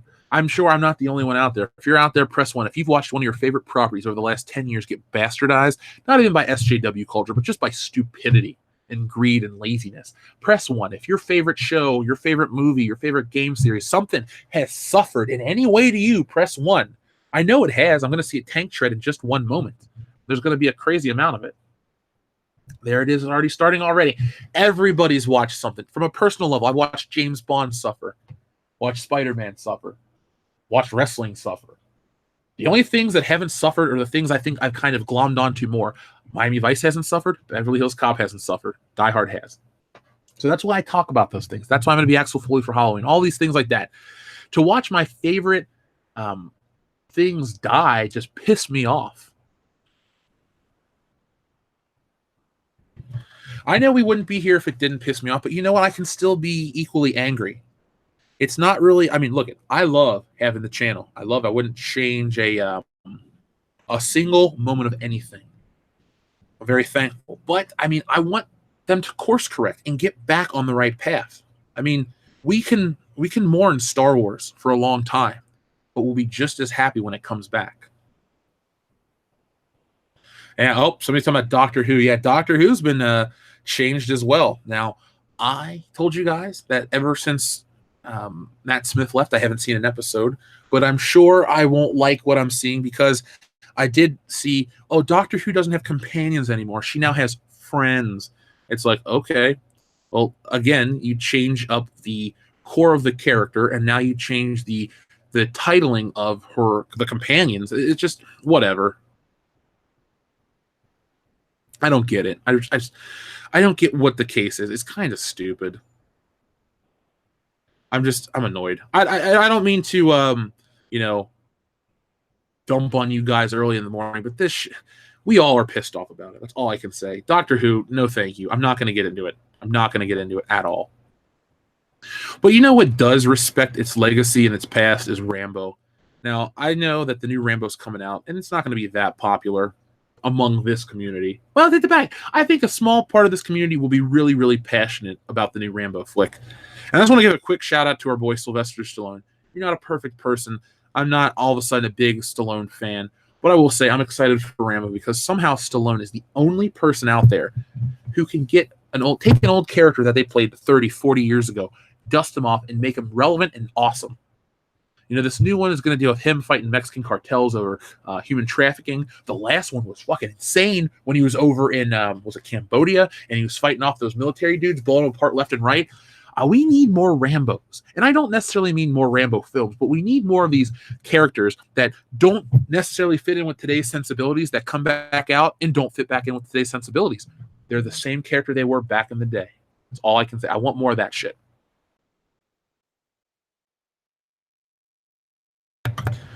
We had a super chat from our friend Brian McArdle. Thank you very much, Brian. Amazing Spider-Man One More Day, End of Marriage, contrived by Quesada. Dude, I remember reading that when it came out, and I was like, what? Civil War was interesting. I liked the series. Now, Civil War is what predates the Spider-Man One More Day thing, because after Spider-Man reveals his identity, the Kingpin, by the way, I finally saw the Daredevil Season 3 trailer, which we'll talk about in a moment. The Kingpin sends out a hit on those around Spider-Man, and Aunt May gets shot, and it's amazing. One More Day is stupid. It's Quesada trying to say, well, Spider-Man needs to be young and sexy and hip, and he can't have a family, and so they take it away, and they really make him a muddled mess. The last 11 years of Spider-Man have been okay at best. There hasn't been a truly great Spider-Man moment. I can think of one, and it's just a small panel where the Green Goblin knows that Peter has been switched out of his body, and people are like, how do they know it's him? And the Spider-Man makes some shitty quip, and he goes, oh, that's him. And I laughed. And I mean, that was like 4 years ago, and I can still remember it vividly. So it had to do something right. But that was a terrible storyline, which I own the book. I own most Amazing Spider-Man comics, but I've stopped. I don't give them my money. If I'm going to go buy a comic book, I'm going to Half Price Bookstore. I'm not giving Marvel any more money. It's a used copy. It's an older copy, but it still checks out. So it's worth my time. But yeah, Brian, it was contrived by Quesada, who, now they got another Spider-Man title coming out. They're talking about getting back to the core of Spider-Man and who he is as a character, but then they cancel Renew Your Vows. I think people have accepted that Spider-Man grew up, got married to Mary Jane, and had a kid. It adds a whole new level of drama. I do like Spider-Man being single and going out and fighting crime, and then, he got kidnapped for 4 days or this or that and the other, and not having to explain for like 10 issues and then 20 pages of Mary Jane crying and all that shit. I get that. I like that. But at the same time, I did like when Mary Jane knew his secret. He lived with the Avengers in the Avengers Tower and all that stuff as well. There was a nice evolution to Spider-Man becoming an adult, and they've kind of gone back. Not kind of. They've gone back and they've completely ruined it beyond repair. But speaking of ruin, let's talk about Marvel again. So Marvel right now is about to hit a milestone. Not even a real milestone, a conveniently timed marketing event. So Marvel going retro for its 80th anniversary blowout. Marvel is not about to hit 80 years. Marvel was Timely Comics in the beginning, and I believe it was Atlas for a short time as well. Marvel Comics, the actual proper Marvel Comics, I believe was Fantastic Four. Was it number 1 or number 2? It was early Fantastic Four. So Marvel Comics is like 55 to 7 years old. Let's say 57 years old at best. Okay? And not 80. I know 80 is a nice bigger number, but DC and or Batman and Superman, when they hit those anniversaries, they've actually hit those anniversaries. Marvel can't do that. They're just trying to put themselves out there. Well, they're touting that Superman's been around for almost 80 years. Well, so have we. No, you fucking haven't. No, you haven't. But this is interesting because this is just more recyclable footage you guys can not read. So, as first reported Friday, Marvel will roll out one-shots to celebrate 80 years of comic publishing in January, including a pair of superhero adventures set in the 1940s. Marvel Comics Presents is a team-up between Captain America, Wolverine, Namor, and Namor the Submariner. It's also coming as Invaders. Also part of the anniversary series will be one-shots based on classic genre titles from Marvel's early years. Crypt of Shadows, Journey into Unknown, Journey into Unknown Worlds, War is Hell, Love, Romances, Ziggy the Silly Seal, and Gunhawks. They're also bringing back Conan the Barbarian. The 700th issue of The Avengers, which is actually number 10 of the current series, will feature, among other things, a talking Russian bear, according to Jason Aaron, and the debut of the next new Avengers. See, right here is a big problem. The 700th overall issue of The Avengers, which is actually number 10 of the current series. That's confusing, even for a guy like me who knows Spider-Man back and forth. When you do the numbering and you change it and you alter it, it gets confusing. So Spider-Man went up to, I think, issue 400 and was it 438 or 443? It was one of those mid 400 numbers. Then it goes to number 1. And then it's number 1 through whatever. And then later, once they get to like the 30s, it's like number 30 or 560 or 437 or something. It was saying like it starts doing both numbers. And then it gets to number 500, and then it goes back to its traditional numbering up until issue 700 and something. And then it gets stupid again. And then it's issue 800 and something. It's too confusing. You should not have a problem. I know the people at Marvel think, well, guys, high numbers intimidate new readers. Does it though? Because people find these characters and then they try to go back and read it. You're like, okay, so I'm on issue number 465, but the previous issue is 33. That doesn't make sense. I think you confuse more people. You confuse them out of buying your books. So I don't know if that's an exciting thing. Now, this article also wanted to talk about War of Realms coming in April, which is the next big Marvel event. It's been building for 6 years, and it's a Thor-centric storyline. Well, thankfully, Thor is no longer Jane Foster. Now, real quick, let's look at this image. Captain America looks legit. Captain Marvel looks angry but legit. Iron Man looks legit. She-Hulk, kind of gross looking. Thor looks like Kevin Nash. Prove me wrong. If you don't see Kevin Nash when you see Thor, I'm afraid we can't. Okay, we can be friends, but I have a lot of problems. Marvel is about to go broke. They're fresh out of ideas. They really are fresh out of ideas. I think they're throwing everything out there to see what sticks to the wall. Now, I know I talk about SJW Marvel or crappy Lucasfilm and all this stuff, and I do mean it. I'm not a fan, and I don't like where they're going, but I really don't want to see Marvel Comics die. Talk about legacy and lineage. You know how sad that would be to watch the House of Ideas go poof because of stupid people? Stan Lee, Jack Kirby, Steve Ditko, Dick Ayers, Marie Severin, Flo Steinberg, Larry Lieber, all these people back in the day, a small group of people, let's throw Martin Goodman in there too, who's the publisher, but a small group of men and a few women were able to create the modern myth. You know, I may give Stan Lee credit, but I also may take it away at times when I'm like, well, Stan Lee didn't do all the work. But Stan Lee was a student of the game, aka literature. He was a very smart, well-spoken man who knew his stuff and helped create the modern day myth alongside guys like Jack Kirby and Steve Ditko. It would be sad just in one lifetime, realistically, and it would be sad in Stan Lee's lifetime to watch Marvel build, become the biggest thing ever, and then a bunch of idiots just kill it off. That would be heartbreaking. You don't want to see Marvel go out. I don't want to see Marvel go out. What I want to see is Marvel get fixed. You know, there always has to be a rotating team of Avengers and this and that, but you don't need to piss on the legacy. You know, there doesn't need to be 45 different Spider-Men or Spider-Mans. You know, alternate dimensions, all that weird shit. Leave that for DC and its Earths. Marvel has become so confusing to jump onto, and it's also become so irrelevant to stay a part of because you're constantly talked down to by dickheads on Twitter and all this stuff. Oh, you're not really a customer. You're just pixels on a screen, blah, blah, blah. No, dude, I'm somebody who was your biggest fan, who wanted to buy your shit before it even came out, and now I don't even want to pay $1 for it.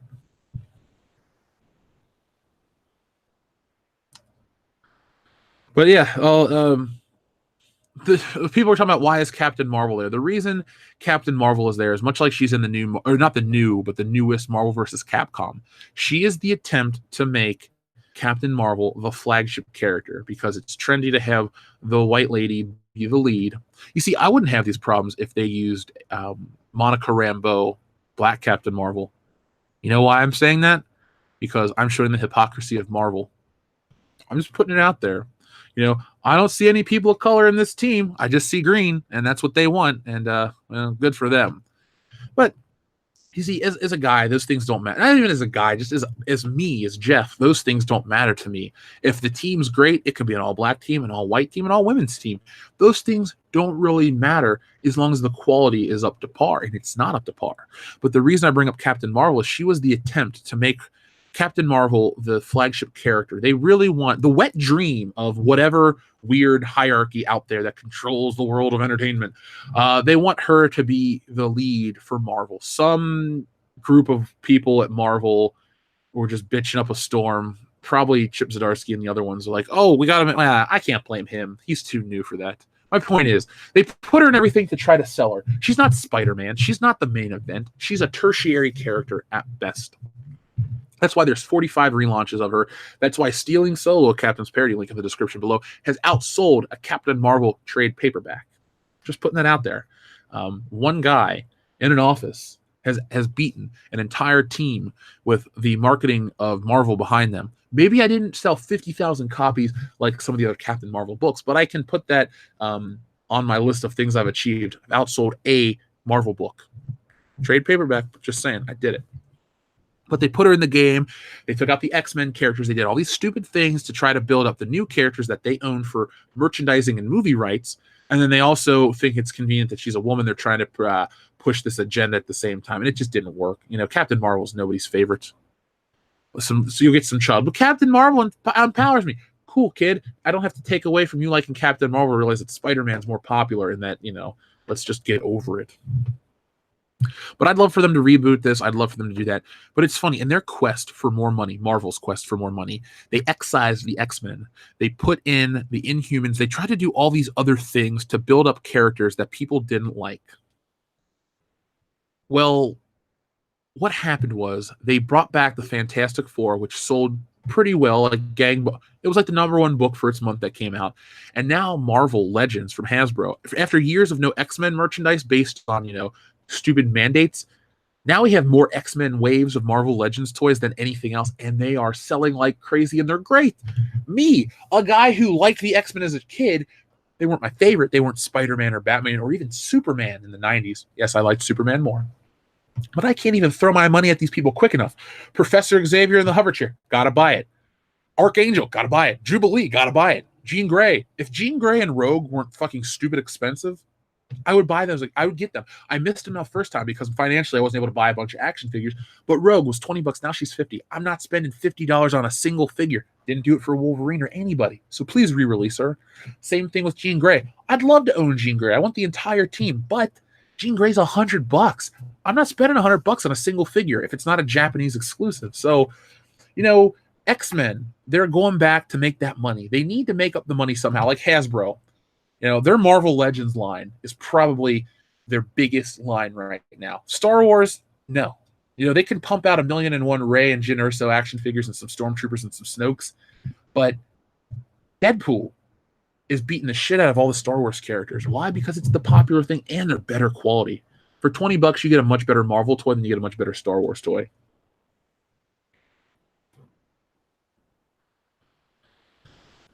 Yeah.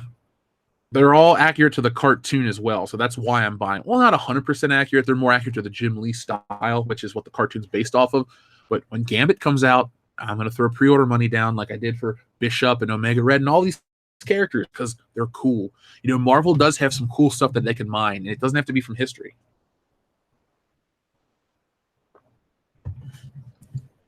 So we have one more thing to talk about from Comic-Con. And this doesn't really have an image or anything like that. But I wanted to bring up the new Daredevil trailer and just say this. Holy shit, am I excited to watch that show. That's all I can say is holy shit, am I excited to watch that show.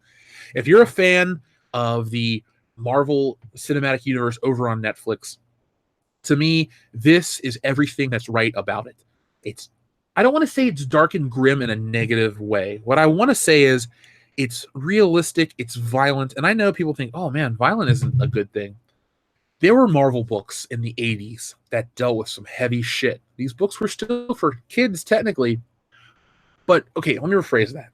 Marvel's audience grew up, and Marvel grew up with it for decades and decades. And I know from a financial standpoint, it's not viable to be grimdark all the time.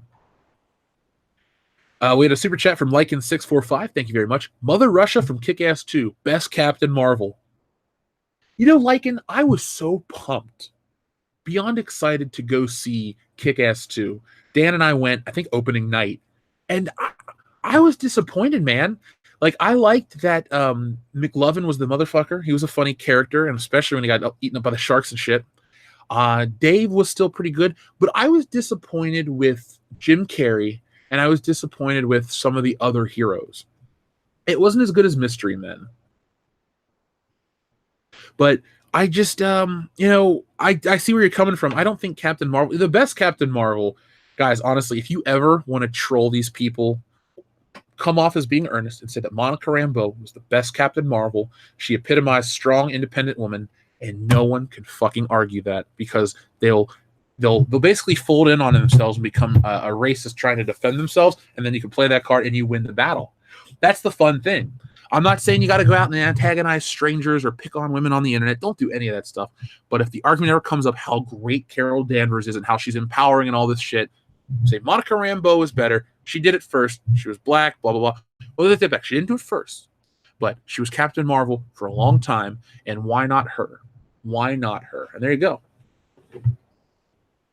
No, but what I was saying about this is Daredevil doesn't fall into the SJW Marvel trap. Daredevil is the most sane show. Punisher is the second most sane show. Now, and oddly enough, though, I find Iron Fist to be a nice medium. I don't really want any SJW politics in my stuff, but it doesn't build up what's her name, Colleen Wing, at the disservice of male characters. Like, she's not belittling and all this other stuff. She's not Joy Meacham. She's not Jessica Jones. She's not Patsy Walker. Colleen Wing is a very good, fun character who I believe can kick ass and do all that shit. Why? Because she's trained. She's an expert. She was part of the Hand. I like her. I like the actress. Thing is, I like Misty Knight a lot. I think she looks good. She plays the part well. And she's pretty good in Luke Cage, but I didn't like her in Iron Fist. I thought she felt too forced. But to the point I was trying to make about this Daredevil trailer, this Daredevil trailer is like 1980s Daredevil ripped out of the page and brought on screen. There's going to be blood. There's going to be gore. There's going to be violence. There's going to be a dark story. There's going to be Bullseye. You know, Colin Farrell was a fucking terrible Bullseye. This new guy, I don't know who's playing him. I just saw the thing like you did, the trailer. I was excited. I am so excited for what they're going to do because, you know, when you put, this isn't even a defense for Marvel, but when you put everything Marvel in the SJW box, you do miss out on some quality shit. Avengers Infinity War, not a single bit of it. You know, the women of Wakanda are warriors. I believe that they're going to be able to fight off an alien horde. See, it's never about male or female for me. It's about experience and qualifications. Would I rather have a first-year doctor perform a surgery on me that's a man, or a woman that's given or performed 500 surgeries? You know what? I'd rather have the woman, the proven expertise. I would much rather have that. I'm not really about, you know, putting one down. I just want whoever's the best. And if I can believe it in a fictional story, then I'm even more excited. So I don't believe a lot of the new characters are new. They don't have the proven track record. They're built up. They're hoping that because they're on the same platform, you know, you see America Chavez and Miles Morales next to Peter Parker and Tony Stark. We're supposed to say, well, they're on the same platform. They're as good, but they're not. They don't even have the best creators. If anything, put the best creators on those books. Don't worry about having a black dude draw a black book and a lesbian female draw a lesbian female or write one. You take away the purpose. If you want these characters to be elevated, you got to put the best talent behind it. No gimmicks, no bullshit, no LOL Ermagerd cheeseburger shit. No, you need to put the best of the best. We had a super chat roll up that says the MCU formula initially was to take lesser knowns and boost them, but the lesser knowns. So let me rephrase. Let me read this. I'm sorry. The MCU formula initially was to take lesser knows and boost, but the lesser knowns they used were like, unlike Captain Marvel. Okay, let me rephrase that because I read it verbatim what you wrote. So basically, what Demogeni is saying, thank you, Demogeni, I appreciate it. They took the lesser known characters from Marvel and boosted them because they were when we liked them, but now they're taking a lesser known character that isn't liked and boosting Captain Marvel. And Captain Marvel has a stink on her that's been there for years. I keep saying it. It's not even a joke about stink, you know, because she's dirty, ha. Just when you say Captain Marvel, it's like Voldemort. You just shouldn't bring it up. And yes, I referenced Harry Potter for the first time ever properly on this channel. But you did take, like, the one thing people don't know about the MCU, and it just comes from not being a fan, but Iron Man and Thor and Captain America and the Black Widow and Hawkeye and all these characters were really like C-list characters who were relegated to like the third or fourth wave of an action figure line. Maybe they'll get their own.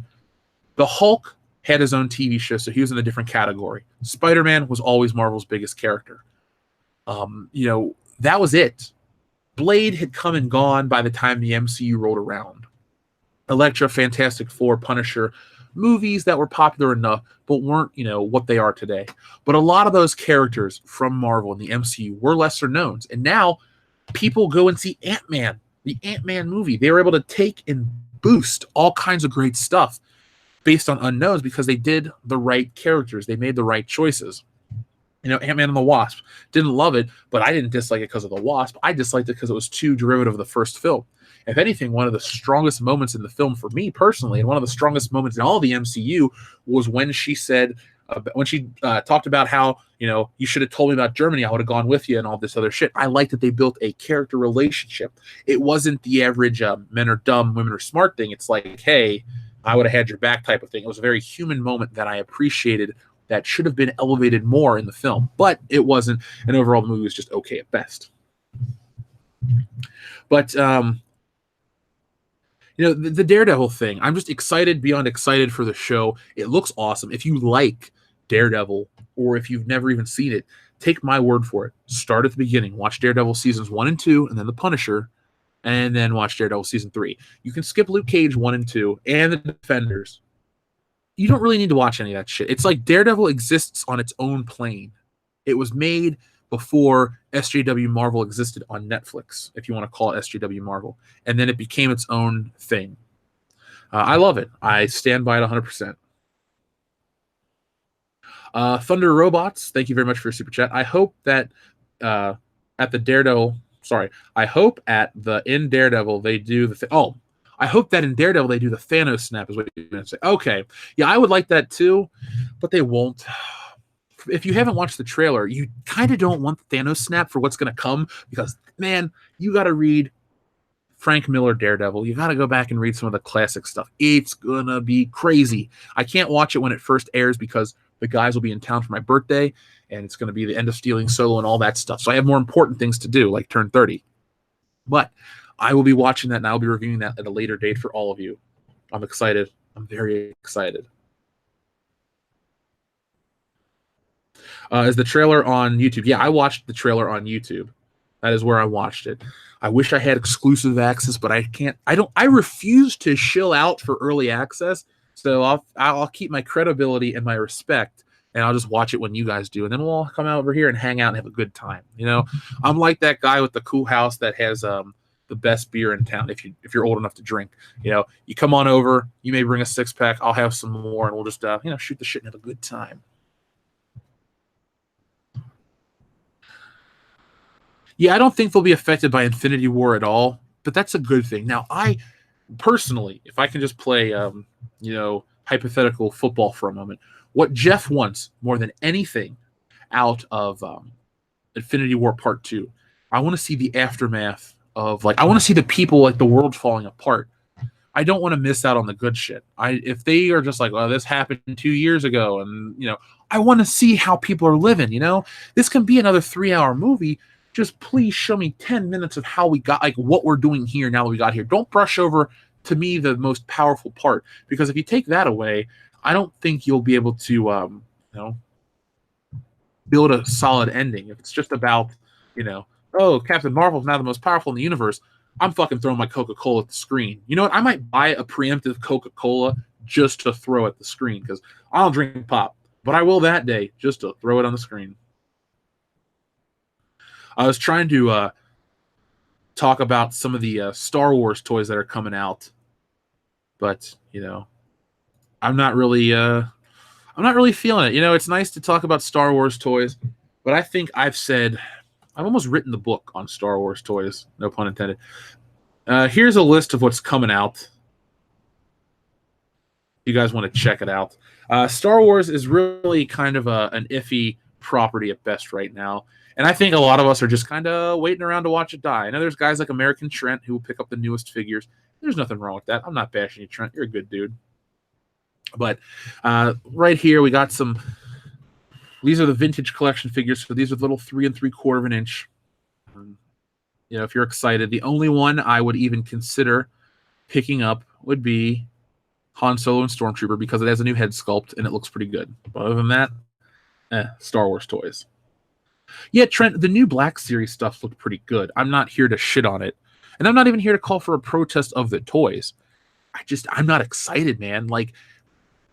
Maybe if they had a Han Solo in Endor gear that looked 100% accurate. Even the new Bespin one that Ethan reviewed, the head sculpt is iffy at best. It looks like Harrison Ford, but Harrison Ford looks more like Harrison Ford in Stealing Solo. Captain's Parody, link in the description below. 12 days left to get, than the action figures. So I'm just on the fence about all this shit. Yeah, the Clone Wars Kenobi does look badass. That one looked fantastic. That was the one where I went, oh my god, that's an American toy? That looks pretty good to me. So there are some good things out there. I mean, guys, vote with your wallets. Do what you want to do. Like I said, I'm not here to get militant and tell you, oh, don't do this. I'm just here to give you all the information and tell you what has been said about it. So in a video I got coming out, it's going to help you remember exactly where we've been as a Star Wars community over the last year. And don't all of a sudden forget because, some action figures or something to excite you are coming out. Don't forget how they truly feel about us and all the shit they have said about us. I'm just putting that out there. So it looks like we've covered everything I had planned to cover. Doesn't mean I'm putting this show to bed just yet, but I'm saying it's been a very good, fruitful morning, and we have a super chat from our friend Demogeni that says, Captain Marvel lost to Rogue, who only could absorb at the moment. Yes, Demogeni, and then Captain Marvel went into her coma. Would I love to see a new Rogue pop up and go over to the X-Men? Of course I would, man. Of course I would. The thing is, I'm not intimidated by women at all. I'm not bothered by more female superheroes. What I'm bothered by is watching a new character. And you're thinking, well, Captain Marvel debuted in 1977. That's nice. But she's new to the MCU. I don't want to watch a new character come in and usurp power from the established Iron Man, Thor, Captain America, Black Widow, Hulk, any of those characters. I don't really need a Mary Sue type character, a Deus Ex Machina character. I don't need any of these types of things to close out the MCU. I don't like it. That's what it is. It could be a guy. It could be me. I could be in this fucking movie. Yeah, I'll do it for the paycheck, but if I ruin the MCU, I'll be the first to admit it and apologize to you in a handwritten letter delivered to each one of your houses by a camel. I will be the first one to apologize for that shit. It's not about gender. It's not about this. It's about don't ruin the fucking flow of the story. I'm so excited for where we're going or where we could go. The whole Guardians thing. We're not going to get into the whole James Gunn joke, not joke, whatever. But I was looking forward to Guardians taking over and being the next set of Marvel mainstay characters that go into space and do all the crazy adventures. And then on Earth, we're doing certain things. Space was the next place to take the MCU permanently, at least for a while. Earth is kind of destroyed. We're off doing other things. I hate to say it. I'm more interested from a story standpoint in the DC universe that could be coming out next. We have Wonder Woman 84, which could be cool. I want to know how Steve Trevor comes back. We can have alternate dimensions and alternate realities with Flashpoint. Captain Marvel looks fun. Shazam looks fun. All of these things out there look a lot better than what we're going to get with Marvel. I don't know what the Venom box office is going to be. It's already at 80 million. It'll probably do fine. I don't have any interest in it. Let's see where it is at Rotten Tomatoes. Just out of curiosity. Remember, folks, Rotten Tomatoes does not determine the quality of a film based on the narrative. Just putting that out there. Just because the Rotten Tomatoes score for Venom is dog shit doesn't mean it's a bad film that you should avoid. And it's gone up on Rotten Tomatoes, actually. You are you get to determine what is, worth your time and money. Only I can go out there and review certain things and tell you, hey, I thought it was worth your time. If you like this and that, I'm thinking you're like that. Yeah, Thomas Wayne as Batman was cool, and Martha Wayne as the Joker was cool too. I fucking loved the Flashpoint story arc. So Venom's at a 31%. It made $80 million its opening weekend. I say Venom remains number one until Halloween. Michael Myers is going to slash the shit out of that symbiote. I'll put $5 down that Michael Myers beats Venom at the box office in its opening weekend.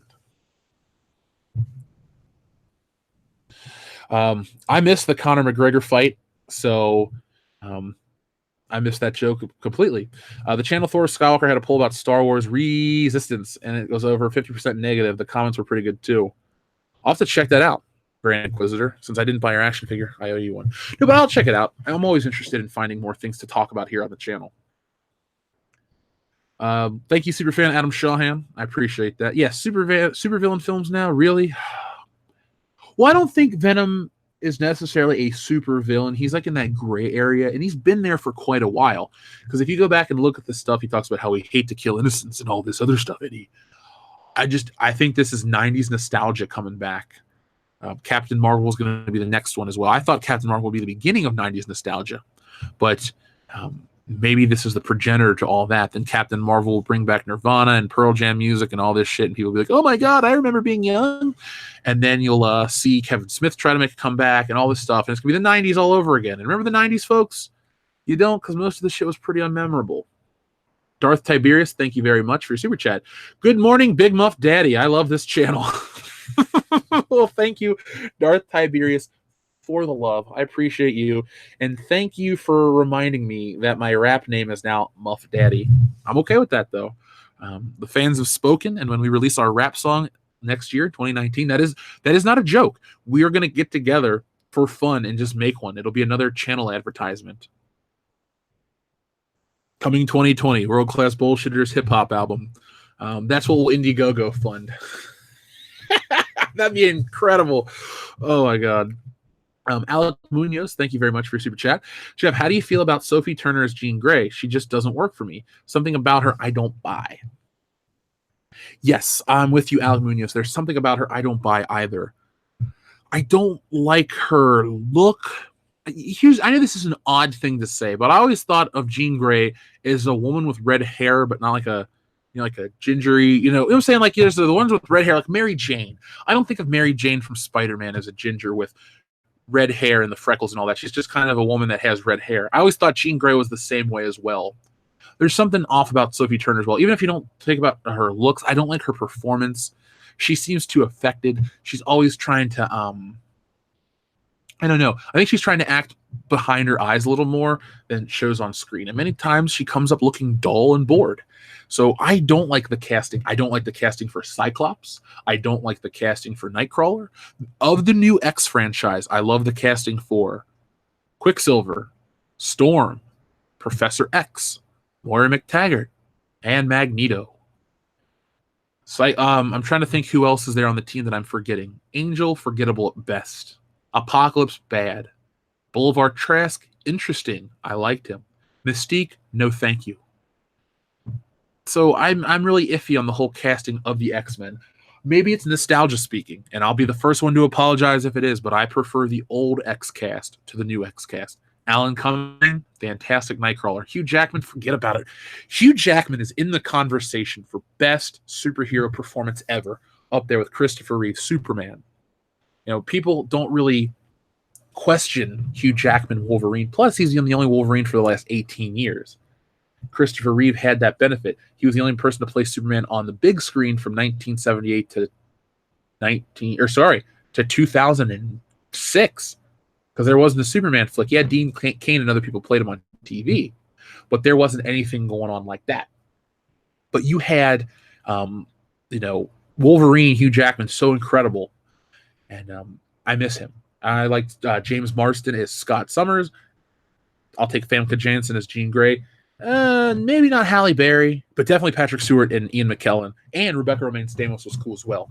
So, it's not about not liking the characters; it's the performances. And there's something, Alec, I'm with you, man. Sophie Turner just doesn't do it for me. She's one of the weaker points. Maybe we should have Zendaya play Jean Grey. Why not? Tim Riggs, thank you very much for your super chat. Bought a new domain name last night. Want to start making a place for me to put my opinions out, and maybe another place to discover EVS, World Class Bullshitters, Geeks and Gamers, etc. Well, Tim Riggs, whenever you launch your site or whatever you plan on doing, we will help you out, man. All you got to do is message me, and love to support you and make it happen. And hey, any place that wants to help World Class Bullshitters and the other guys from the High Council spread the word, hey, we appreciate that as well. But yeah, Tim, you let me know, and I want to ask you a couple questions about our Discord, because we had a couple problems over on our Facebook page, and I don't want to run into those on Discord, so you can help me there because you are the tech expert, Mark. We had I believe this is a giant super chat from a Russian person. It's 1,000 rubles. So thank you very much. I don't want to underplay my appreciation or excitement. I just don't understand the conversion, but either way, it doesn't matter about the amount. I still appreciate it. But if it's like $100, really, thank you so much. Fun fact: audience score of The Last Jedi is lower than Rampage by Uwe Boll. Uwe Boll! Lucasfilm probably should hire him. I'm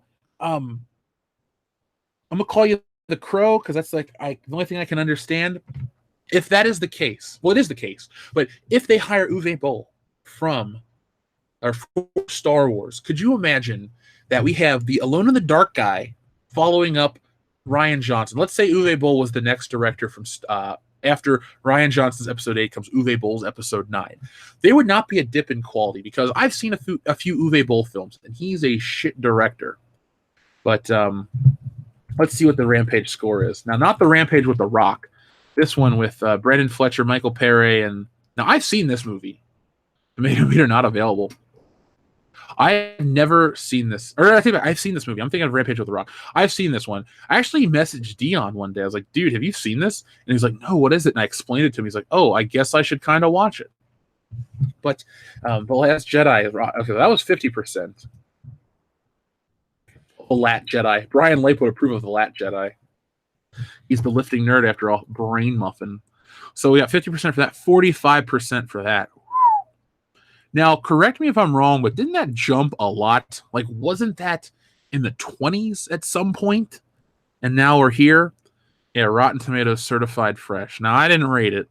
I'm not interested in rating because that feels like it goes against, what we talk about here on the channel. But I will say this again. This is the most damaging film of any franchise in history. It is a terrible movie by every metric. I do not like The Last Jedi. I've watched it 3 times. I will never watch it again. I watched it for my initial viewing. I watched it for the live stream commentary here on the channel. And I have watched it for the live stream hangout for the High Council. My experience with The Last Jedi is over. It would cost money to make me watch the film. I don't take pleasure. I take pleasure in watching bad movies that are so bad they're good. But I don't take pleasure in watching this movie because it hurts. It's damaging not only to Star Wars, but to the fan base. The Last Jedi, maybe you're pissed that Luke Skywalker died, but The Last Jedi gave the pro-Disney anti-fandom menace a set of balls on them that they don't deserve. It's like they bought them. They weren't born with them. They don't have the set. They didn't develop them. They just came in there and they acted holier than thou. They came in, threw their weight around. They started talking shit. That's why you got your shitty Chuck Wendig books out there, getting a Darth Vader comic book adaptation, which, by the way, I've never said anything to Chuck Wendig on Twitter, but we're blocked. So thank you, I guess. But the damage is done. It's built up this anti-fandom for Star Wars. It's not even an anti-fandom for Star Wars. Let me correct myself. The fandom menace is a group of people, men and women, from every walk of life and every color in between black and white, of people who are just upset with shitty Star Wars movies. And we want to return to form, Respect us. Respect the brand. Don't attack us because we don't buy into your stupidity. Star Wars fans are too smart for that shit. They really are. We're at a point now where they're putting out these preachy or Star Wars story videos. Well, folks, I'm waiting for you to send in your Star Wars story videos to me because I want to make a highlight reel of our Star Wars stories, and I'll do more than one. If I can just get 10 people to send in clips, I know a couple people have already, and maybe I can get Jeremy to send in one too, and we can both bookend it. I'll start it out, he can close it out, and we'll talk about that, and we'll tell our Star Wars stories as a community. That's why, as a community, we'll go to Celebration, and you're thinking, doesn't that defeat the purpose of going to Celebration? No, it goes to show you that there are groups of people out there that do love Star Wars and what it represents, what it can represent. Again, that don't like the new direction. So we'll be there to peacefully protest our dislike of The Last Jedi. We're not going to go and bogart the stage or do anything stupid. No, that's never been a part of the fandom. But we'll join as a community. We'll have a good time under the name of, in the name of, hey, The Last Jedi sucks ass, but we can still have a good time. We're not a bunch of hateful people. You get what I'm saying, guys? It's really easy to bastardize the fandom menace, but we're not going to allow it. You can wear your Russian bot t-shirts as a joke and you can prod people and make jokes here and there. But at the end of the day, we're a group of people who just were pissed off. And look at even Rampage, which is a more entertaining but poorly executed film, is a higher audience score than The Last Jedi. Now, I don't want to hear about how The Last Jedi has, it's just Russian trolls. It's not Russian bots. The news came out months ago. Rotten Tomatoes themselves said, hey, guys, these are honest review scores. But have you noticed that there are all these reviews that come from, dead presidents? Hold on. Let me pull this up for a second. Weekend box office results. Where'd it go? There we go. Star Wars The Last Jedi. Because there were a bunch from like presidents, remember? That were like, hey guys, this is a great film. Herbert Hoover. It's like, oh, really? Herbert Hoover liked this film. I'm trying to figure out, I can't find it right now, but we've covered that here on the Fandom Menace. There are old videos of it. It has a 2.9 out of 5 rating with 201,084 votes. Thank you, Star Wars. Thank you for your service. Goodbye, my friend. And to my Russian friend, the comrade, our fellow Russian bot, thank you very much for your very generous super chat. I wish there was more to add, but I appreciate the support of the channel from you, and I honestly wish I could say your name something. Thank you. That's all I can say is thank you, man. Thank you. Kevin Thar 1138, welcome back and good morning. Had fun at a con this weekend, but still had the asinine convo where was blamed for Solo's performance and boycott. Basically, we got told to go see or watch Star Wars die. Let the past die. Oh, excuse me. Let me read that because I messed it up. Had fun at the con this weekend, but still had the asinine conversation where I was blamed for Solo's performance and boycott. Basically, got told go see it or watch Star Wars die. Let the past die. Kevin Thar, I'm tired of hearing that, being talked down to. You're to blame. You're this. You're that. I can't. It's going to be funny how we walk around Star Wars Celebration, and if we have our robot, Russian bot shirt or this or that and the other, we're going to be told so many terrible things. But the numbers don't lie. Solo failed for a reason. Please go out there, world of angry people, and go find everyone that didn't go see Solo. Go find everyone and blame them, because I paid to see that movie. I saw it for the channel, and I thought it was better than The Last Jedi. Doesn't make it great. Would I give it a 5, 4 out of 10, something like that? You can listen to the review. But I'm not part of the problem. Your Jonathan Kasdans and all these other people are part of the problem. And you're still going to either way about, had fun at the con this weekend and stuff, but you had to have the conversation. But I wouldn't have that conversation. I wouldn't take the shit. I would just be like, no, it's a bad movie. It suffers on its own merit. But thank you, Kevin Thar 113, and hopefully you don't get any con cred from all the bullshit that was spewed in your direction.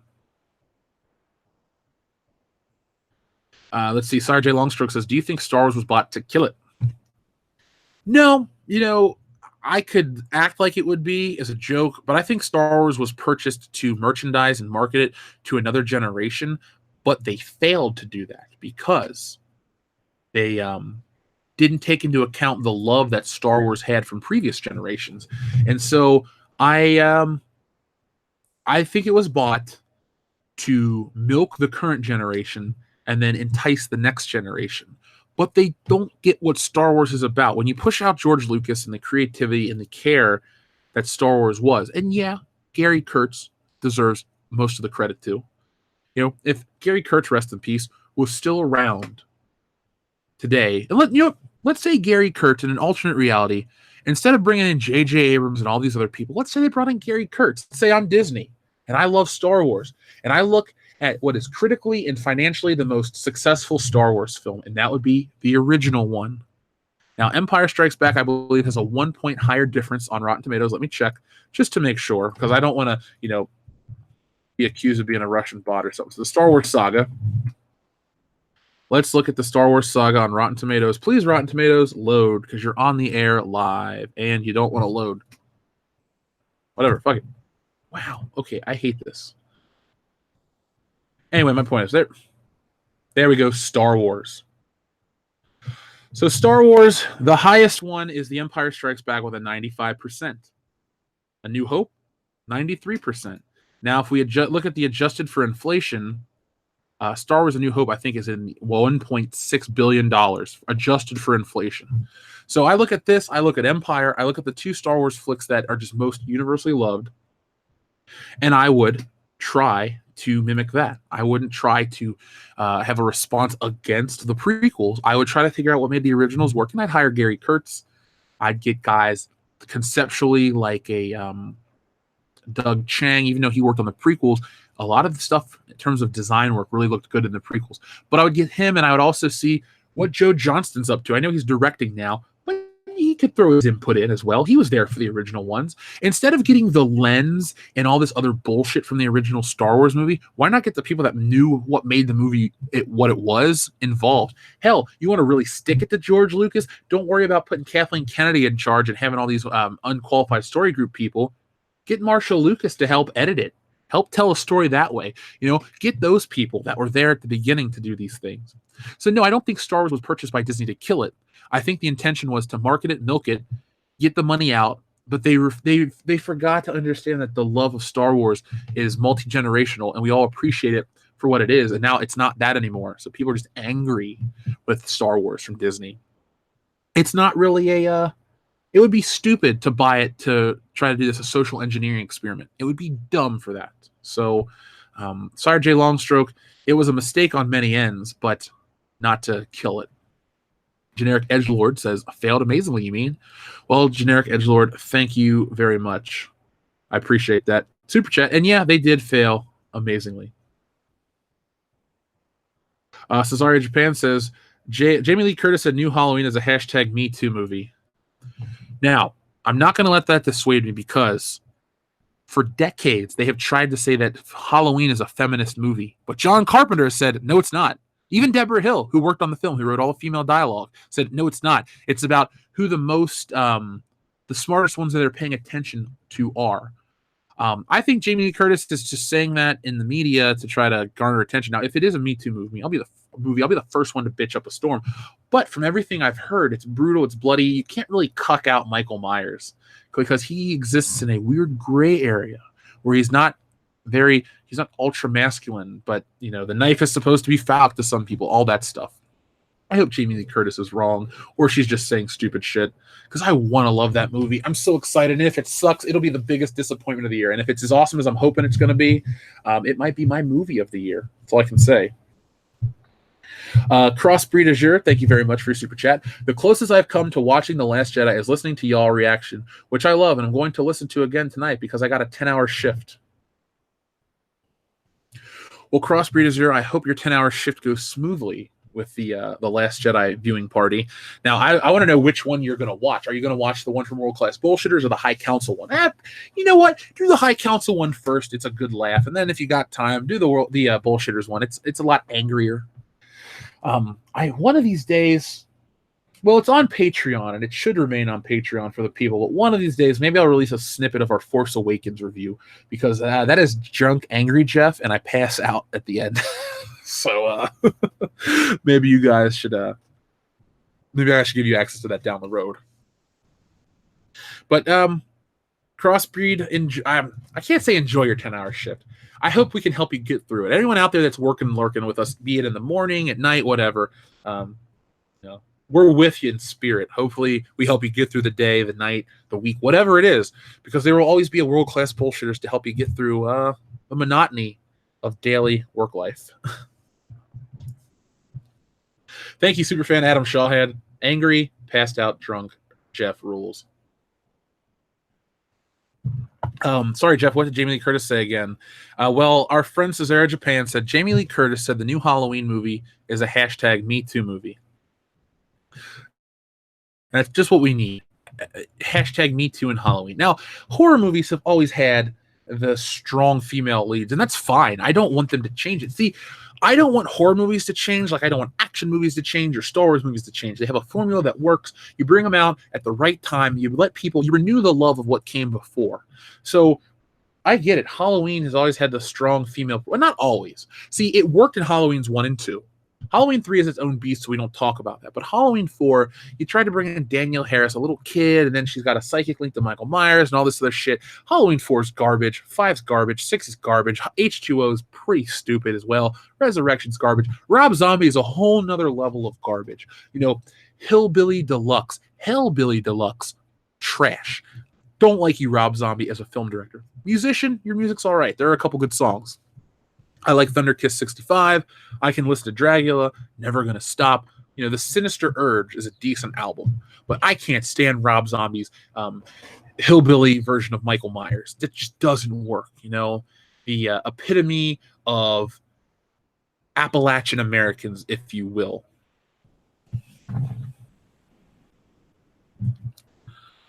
Oh, you got 9 hours left on a 12-hour wow, why can I not speak? Sorry, I want to say your name, Juice Stain, at the middle of it, but Juice Stain, sorry you have 9 hours left of your 12-hour shift. We're all pulling for you, man. We're all pulling for you. I like Halloween 4, all right? The other Halloween movies are god-awful. Well, Joe, you can like what you like. See, I may have strong opinions and I may talk about them, but it doesn't make me any less interested in talking to you about yours. If anything, I'd love to talk about Halloween 4 because there are moments of awesomeness, but then there are also moments of laziness and stupidity. But I wish Mustafa Akkad would have dropped the money to get the original Shatner mask. I feel like if Michael Myers would have looked consistently good or had the same mask, I would have a different take on those movies because they look different and they don't look good. Like the original one is a $2 mask. It looks fantastic. And then you have, the shittier ones. I mean, H2O has 3 different masks and one of them is CGI. So what the hell is the problem? They could do that. Jeff, you should release the Force Awakens review as a 1 week only to YouTube exclusive. Now that I could do, Thunder Robots, that I could do, because we really need people to watch our videos to, make YouTube like us. Because a lot of times our notifications aren't going off. And I'm never going to pull the woe is me, donate to my GoFundMe so I could never make my video game type of thing. But I will tell you guys that YouTube does sometimes stifle our notifications or keep us out of being searched. So always know that I'll be here in the mornings to talk about stuff. And maybe a 1 week exclusive wouldn't be a bad idea. Then we put it on Patreon or keep it on Patreon, but give you guys 1 week access to it and you can have some fun. It's nothing I need to hide behind. I don't put stuff on Patreon to penalize anybody, just to thank other people that, go the distance type of thing. Halloween 1 and 2. Halloween 1 is the best. 2 is pretty good. I really like 3. I don't care for the other ones. I love 1. Halloween 1 is my favorite horror flick. Halloween 2 is a very good sequel. Not as good as the original, but it's enjoyable and fun. At times, it's great. There are moments of greatness in the film, but overall, still good. Halloween 3, I like. I bought it on Blu-ray. I can't wait for it to show up. I'm excited. I got the new cut. The rest are pretty shitty, though. ABGN's review of the Halloween games on Atari is a good episode. Yep, I watched that my freshman year of college. You know that mask he uses? That was my old Michael Myers mask. So I remember watching, like, oh, that's my mask. That's my mask. And I was excited. But I had a great time watching the nerd. I just watched his newest Tomb Raider video, and it was fun. He goes to show that, having an internet character can really be a long-term thing. I wish I had a character like the angry video game nerd, but I'm me. I can't be the angry film guy. There's like 50,000 of them, and I'm not that angry. Do I want to be called like the mellow, chill, coffee drinking film critic? Maybe, but I don't like the costumes and shit they wear. I wear t-shirts and pajama pants 99% of the time I record these shows or make my episodes. I don't know. Down the road, I want to do my skit show with the guys, but that's a whole nother beast. I sound like Jeremy when I say videos. Well, Alphamar Datilos, you caught me. That's the whole plan. Halloween 2018, the Activia years. There we go. I couldn't stand Jamie Lee Curtis in Christmas with the Cranks. Yeah, that movie was all right. She was a little squealy when her daughter was coming home for Christmas or whatever. It's not Dan Aykroyd's finest work either. I mean, that would go to Ghostbusters, Spies Like Us, Trading Places. Good movies. Great movies, dare I say. But there are some good ones in there. Tanae says, the shirt came in, brother. It's fucking awesome. Well, Tanae, I'm glad you like it. Thank you for your patience. I was trying to do my own thing, but I just had to send out for them. But if you're curious to what Tanae is talking about, as a patron, as a $25 level patron, you get a custom t-shirt. It's a double printed t-shirt that we only give out to the patrons. You can't buy it because it says official World Class Bullshitters patrons on it. I won't tell you the back part, but it's hilarious. You know what? I guess I'll tell it to you guys. Maybe it'll entice you to join. But in the front, it says official World Class Bullshitters patron. And on the back, it says, I gave them my fucking money because my firstborn wasn't good enough. And it's got the logo on the back. A lot of fun. I love, it's a relic of the past because Dustin used to scream out, give us your fucking money as a joke. So the shirt's a relic of the past in a way, but it's a fun thing. And if you're a big high-level patron like Tanae or superfan Adam Shawhan, I'm going to start implementing, now that we have channel money, because in the beginning it was just like, hey, I can come up with whatever and do this. But now that we have channel funds, I'm going to start doing a quarterly gift at a $25 level patronage. Not really a t-shirt every time, but a different specialty thing.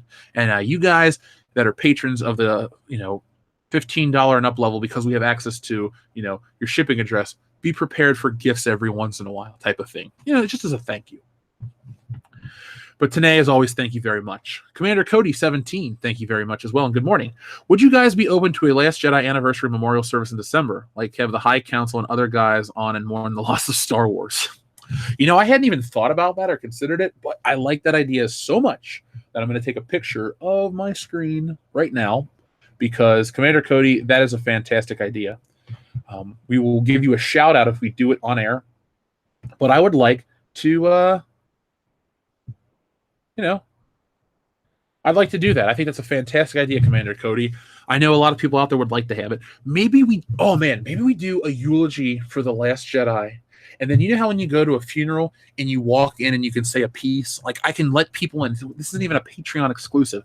We could let people come on the show and for 30 seconds to 1 minute talk about why The Last Jedi sucks to you or what it did to Star Wars, like a procession line. And we could broadcast it live here on this channel and have a lot of fun. I mean, if you guys want to do something like that, press 1. And like I said, it's not a Patreon exclusive to be on. It's just a, hey, Last Jedi X, Y, and Z, enjoy this with us type of thing. I think that could be a lot of fun. Commander Cody, all credit goes to you. Fantastic idea. I saw somebody in the chat. Abandoned and Forgotten says Spies Like Us, sleeper classic. Doctor. I love Spies Like Us. One of those films that I hold highly or in high regard, but a lot of people haven't watched it. Like, to me, Spies Like Us is like a Fletch, where it's a really good, funny comedy, but it wasn't as successful as other movies, so it doesn't get the same praise. Like Coming to America and Trading Places and stuff are great films as well, but I feel like they get more praise because of Eddie Murphy. But Dan Aykroyd was in 2 of those 3 films I listed, and they're fantastic. I think they're all John Landis flicks, too. So if you haven't seen Spies Like Us, go watch it. It's really, really funny. Maybe John Tron did review Christmas with the Cranks. I love John Tron. That would be a guy that I would love to have on the channel. John Tron is the man. I'm a big, big fan. You guys have plans for swag other than t-shirts, hats, stickers, etc. We need working and lurking bugs. Grand Inquisitor, yes, I have plans for all kinds. You know what? I like to talk about this. I have all the equipment now to do t-shirts, mugs, hats, stickers, all that stuff. And I'm going to do all that stuff with the world-class bullshitters. And this is not even an if you're one of those people, let's say you work at a GameStop and you can't have a shirt that says world-class bullshitters, we will offer world-class BS merchandise as well. So if you work out in public and you want to support and talk about the channel, but you can't wear a vulgar shirt, we're going to offer that as well. Not because we're going to change the content and try to be, church it up for everybody, but there are people that want to, go out and support the shirt or the brand, but they can't really wear something like that at work. So we're going to give you guys the alternatives as well. There'll be shirts with us on it, the guys from the show. There'll be all kinds of designs, and we're going to stagger them out. We're not going to put out 100 things at once and confuse you. Maybe 12, maybe 10 in the beginning. And then, Dion Green's doo-doo butters on sale for a short time only type of thing. Just fun stuff like that. There'll be all kinds of swag. I won't stick it to just shirts. There'll be everything. World Class Bullshitters is its own brand, not just a Star Wars channel, and that's why we cover everything here. Can we be pissed drunk during the eulogy? Yes, but you have to say your screen name and who you are. So if you say some weird shit, we'll be able to put it right back on you. I used to work at a funeral home. Can't spell funeral without fun. Den of Nerds said he's quitting Star Wars. Well, let's start the procession line for Den of Nerds. A world-class bullshitter's belt buckle. I do have a you-do where I could... maybe I should start a 3D printer fund. We can do our world-class bullshitters 3D printed action figures. That'd be fun. Let's see. How about a world-class bullshitters bat dong banana hammock? Well, let me call China and see how much it would cost me to get some banana hammocks printed up. One size fits all. Stealing solo merch, probably not, to be honest. The book kind of is its own thing. I can't sell Harrison Ford action figures and stuff like that. A parody is something completely different. Like, people always ask, how can you do this? Well, have you guys ever picked up a Mad magazine? I have. They had Ghostbusters in there as a parody. They don't, it's a parody, it's protected type of thing. So parody is protected under fair use, which is under free speech, which is in the Constitution. So in that category, it's a little different. And parody can be used safely for profit. Look at Two Live Crew. They took a famous song and they parodied the lyrics, kept music type of thing, completely safe. They won in court. And Disney lost. Lucasfilm went after a fan film, and the fan film won in the UK. So that is why Stealing Solo will be a book, a parody comic book, but it won't be anything else like that. It won't be hats and shirts and all that stuff to sell. You get free stuff by buying the book, but that's about it type of thing. So we will do world-class bullshitter stuff all day, every day. We'll have winter gear, summer gear, nautical gear. If you're of the space variety, we'll get you a world-class bullshitters astronaut helmet. Just expect like 6 to 9 years for delivery or some shit like that. Let's see. We had Tanae says, oh, Tanae, this is hilarious. Today says, no, we need the world-class bullshitters Bible.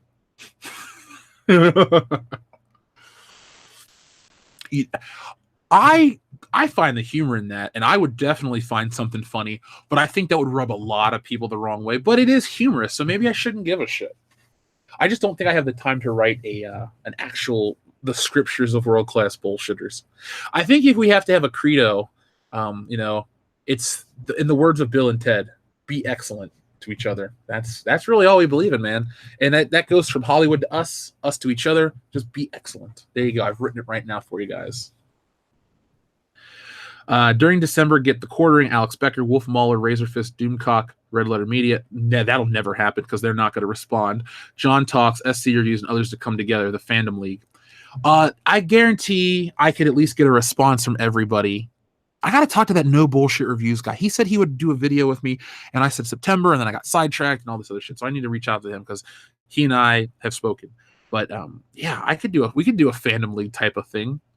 That'd be funny. Maybe I should get them to all send in a video clip when we do the Fandom League Unites. Let me take a screenshot of that too, Pete, because that's another fantastic idea. You guys are knocking it out. This is our best Monday show ever. Seriously. There we go.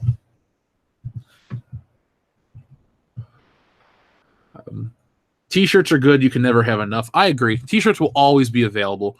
Mugs will be available. I'm just making sure that I can make you guys the best quality mugs. That's it. I mean, a lot of times I just want to make sure, like, if I'm buying something, I want it to last for as long as possible. Now, sometimes when you wash a shirt or, use something constantly, it does get wear and tear and you get another one. That's fine. That's how things go. But like when I'm printing you a book or I'm doing this or that, I want it to be on the best quality paper. I don't want you to touch it and it falls apart type of thing. So I'm pretty, adamant about that. World-class bullshitters, glass coasters. You laugh, but I've looked into doing glassware already. It's financially viable for the channel. Brandon Moist. Oh, hold on. We had a retracted message. Thank you very much from, I don't know who you are, but thank you.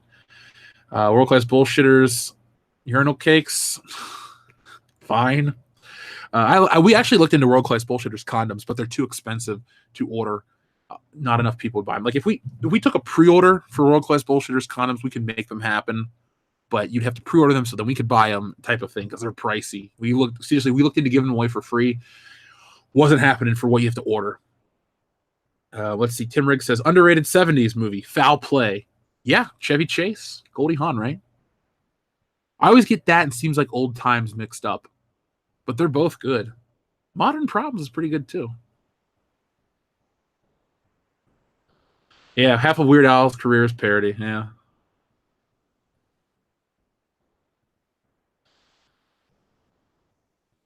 Our world leaders should play a board game like they do Spies Like Us. They probably do. Let's see who else we have. Brandon Moist, The Moist Awakens. Bays, B-A-E-S, be an excellent shitter. I'm gonna write there. I'll take a screenshot of that too. That's a pretty funny one. I think people would wear that shirt. BAES. Bays? Yeah, you're all my bays. Be excellent shitter. Let's see. Tanae says, "Can we get a world class bullshitter on the dollar bill?" You're joking, right? Thank you very much today. But it's funny you mentioned that. As a kid, I went to the mall and they had The Rock on a $1 bill, and my mom bought it. It was $5. She's like, "I can't believe I'm paying $5 for a $1 bill." They just took a sticker of The Rock and like put it over the George Washington face, but it was cool, and I loved it. I loved it. Drunk commentary pint glasses. Another good idea. Now, we were doing pint glasses already. I've actually purchased glassware for world class bullshitters, but I got to find a way to viably ship it to you, because one thing you guys will notice when you buy certain things and the shipping and handling is high, it's because it costs that much to ship it. I'm not trying to stroke anybody on shipping for anything, but by the time you get materials and postage, it's not cheap. Like for Stealing Solo, a good chunk. It's funny. Everything that you guys are paying in shipping and handling will go to shipping and handling. That's not like extra profit for me. So when you think like, oh, it's $10, well, I have a guy that I know who's going to get me in touch with the people that sell those comic book shippers. So I got to buy a bulk amount of those. And then if you get the poster combo, well, I took inventory of what would be more financially viable. So how to ship it either would be poster tube or masonite board, like they do ship professional artwork. So I looked at what it would cost, and it was difference of like 10 cents, but 10 cents over thousands of books or whatever it would be adds up. So, shipping and handling is pricey. And when it comes to glassware, I thought to myself, I want to do drunk commentary pint glasses. I want to do glassware because we have a mostly adult audience. They enjoy the adult beverage. But I was thinking maybe we take them to conventions to sell so you guys can pick them up in person. Down the road, we'll find a way to ship. If you guys know anybody that can tell me about how to ship glassware efficiently on the cheap, make sure nothing ever breaks, then I would love to be in contact with you, because I will gladly get into the glassware game because it's fun. I looked into it. I know the steps. We can sell you a pint glass set. You get one of Kendo, one of Nick, one of Dion, one of myself, and then one that would say like, something. I don't get it. But it'll be a 4-glass set, maybe some coasters, a pitcher for drinks. I don't know. We can do all that stuff. Glassware is something I would love to be make available for all of you. My face on the $1 million bill. I like that idea. And whoever's printing them legally, can you give me about 50,000 of those $1 million bills so I can buy everything and have some fun? It's like, oh, what do I want to do today? Well, after Good Morning Pop Culture, I'm going to go and buy an Aston Martin. Yeah, that sounds like fun. I was reading the new Motor Trend magazine, and it was in there. It was $319,000 was the base model, and I was like, Jesus Christ, one day, one day. Barbarella Alpha, you were not. Oh, it says bad internet connection. Feels like I was in timeout for 15 minutes. We'll say I would never put you in timeout. You're cool. So now, am I doing a stream of the Resistance cartoon? It's not a bad idea either, Robert. I'll talk to the other guys and see what's up. World-class bullshitters of Monopoly game with Jeff's basement as the jail. Kendo Town in Missouri, where property values keep dropping over time, and Dion Sports Complex Center. And then there's just Samoa. Jeff, the next book should be a conspiracy thriller about Disney trying to stop Ivan from making his re-edit. Thunder Robots, you talk about conspiracies. Anthology, the book that I want to give everybody is a bonus, is very conspiracy theory oriented. Actually, the first one is a government conspiracy. The first two are government conspiracies. Let me give you guys a quick header. I like to talk about comics. You want more comics from me. So let me tell you what you get. So Anthology issue 1 is 3 stories. I Did It for America. God, what's the second one called? And the third one's called In My Daughter's Image. Now, the second one might be my favorite story. I'll tell you in order, though. So the first one, let's see. Well, hold on. Tanae sent in a super chat that says, have you ever thought about a radio show, like a Sirius XM type deal? I feel you could do well considering how great the live streams are, or is that not ideal? Tanae, thank you very much. I would love to do a radio show, but this is what I consider my radio show, my morning show. It's available worldwide. There aren't any language barriers. Now, I would do this if, let's say, XM or Sirius or somebody said to me, Jeff, we like your content. How would you feel about doing a morning show? I would do it in a heartbeat. I could probably build a studio or build a studio, do it from home type of thing. I would love, love, love that. I always want to build the channel and move to the next step. See, I am very happy doing stuff and having a one-on-one fan base interaction. That would be the only thing that I would dislike about doing a radio show would be I can't really, read these and talk to you guys. Like, I like that. It's a lot of fun. That's why I don't really have guests on in the morning, because the guest is all of you type of thing. Now, if something like that happens down the road, of course I'm going to take the opportunity.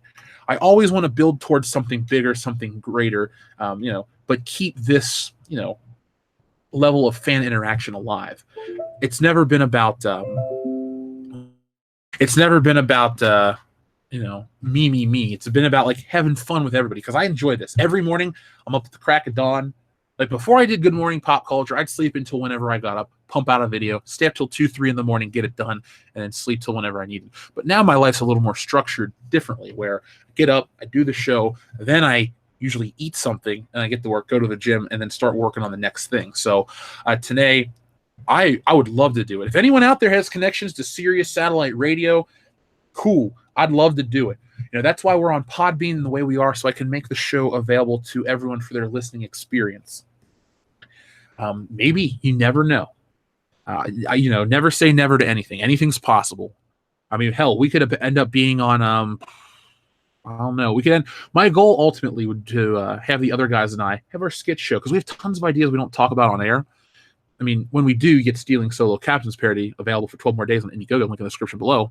But that's my ultimate goal for like the end of phase 2. We're building our YouTube channel. 100,000 subscribers is my first goal. Next goal, get us on an Adult Swim type of skit show thing. Then down the road, who knows? But I like it. I love how everyone's talking about the endless world-class bullshitters merchandise. I always would love to do that stuff. Did I ever find the pictures of Anthology? I did. Give me a second. If this is the right flash drive, what I'll do is I'll upload the title card image. Let's see. Art. Is this it? Anthology issue 1.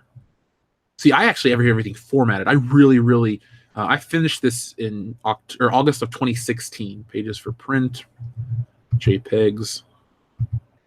This would be the, I did it for America, property, U.S. government, and in my daughter's image. Those are it's called a scrapbook comic. So let's see if I can share this thing. If not, I'll just upload it to Facebook real quick. So the other guys are going to be like, what is this, man? And I'm going to be like, you know what it is, man? It's Anthology. So just a moment, please, if you will. I will upload this and share it. You can see some of the older artwork. Some of the things won't load. I can't help that. But it's fun. If you like conspiracy theory stuff, Twilight Zone, shock, suspense, horror, just fun endings. They all have twist endings. And it's very telling to where I was or where I wanted to be as an artist, as a creator. It's edgier, Jeff, if you will. JPEG. Let's see. Yep, that's going to load. Say this, though. You're definitely going to want the book to be recolored. That's going to be the number one thing. If we can make that one happen, I think everybody's going to be a winner, because a recolored anthology is a good anthology. They always say put your best foot forward. Well, old anthology is perfect for an ash can edition. And it wants to load for a second, so while it's trying to load up, let me see who else was saying anything. Okay, so some people are saying the stream's messing up. Some people are saying it's good. World-class bullshitters, the ride. I was going to make a really inappropriate joke, but I won't. So you can pretty much infer. There we go. Now it worked. Okay, Anthology. Come on. Come on. Help me with the boots. Open image, new tab. Here you guys go. You're going to see your first image of old Anthology. I'm excited. No one has ever seen this except my mom. The sad part is a lot of the stuff that I've drawn hasn't been seen by a lot of people, and it's not being hidden because of, I'm embarrassed or whatever. It just hasn't been seen because it hasn't had the right platform. So these are all in black and white. See if you can actually see them. Can I zoom in a little? There we go. That's the title image, the table of contents for the first issue of Anthology. Yeah, they have title or pages of content or tables of content, all this stuff.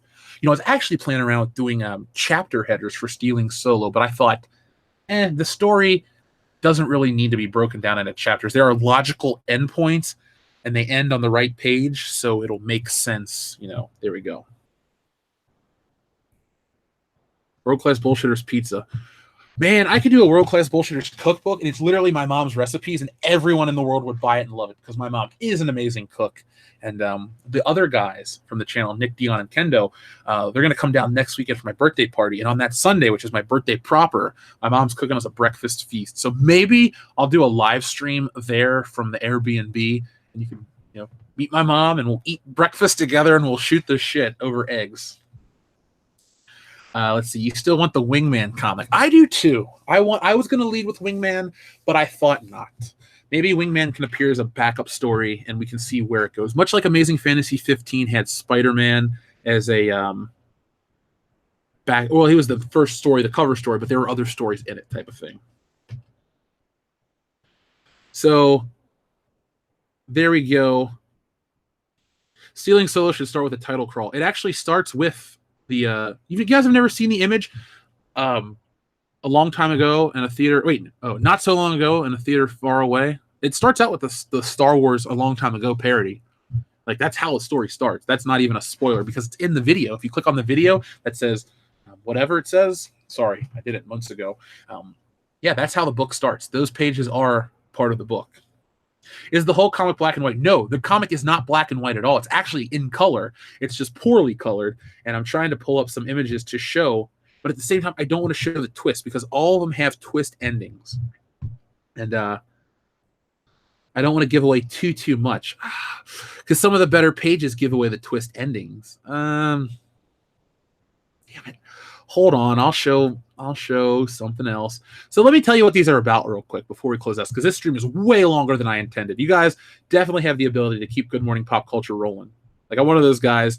Once I start, I can't stop. So I Did It for America is about a guy named Senator Joel Hastings who, right now in America, there is this weird outbreak, this disease that kills people. They don't know where it comes from. They don't know what started it. It's not an international terror thing. It's just straight up, it's a mystery. So they're trying to get a bill signed in the Senate to wipe out the people that have it, the carriers. And it's like science has proven that once they get rid of the people, it'll kind of go away. So Senator Hastings is the biggest proponent for that bill. And the twist ending, I can't really tell you, but it hits him harder than you could possibly imagine once he has to make those hard decisions. Property of U.S. Government is my favorite story from Anthology. What it is, it's about a guy and a girl who come back from their high school reunion, and they stop in a small Kentucky town to get some gas, and they realize that no one is there. They go into the gas station, there's no one there. They go walk around downtown, there's no one there. But they accidentally stumble upon a government conspiracy in the making, and they have to run for their lives. So that's my favorite story. That's the one, like, if I could get it adapted into a TV show or something, it'd be fucking cool. And then In My Daughter's Image is the grossest, weirdest story. It's a scrapbook comic from a mother's perspective that tells the story of her popular daughter and how the mother at one time was beautiful and popular as well. So it's very, very twisted and demented.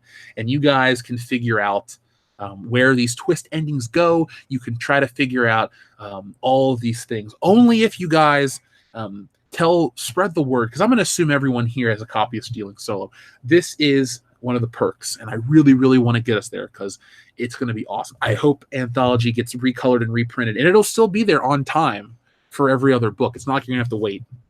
So those are the stories. Yes, very Twilight Zone-y. It is interesting. Thank you very much. I do love this. I remember sitting in an airport looking through the artwork are looking through the story going, okay, this works, let's do this. This was right after I graduated from college in 2014. Financially, I couldn't afford to do any of this stuff. So that's why when people talk about, life can change overnight, I mean, my life has changed over 10 months for the good. So now I want to use that good to continue to entertain everyone out there and just, bring people together in the name of good entertainment and good fun. And Anthology, it's a lot like Body Bags in a way.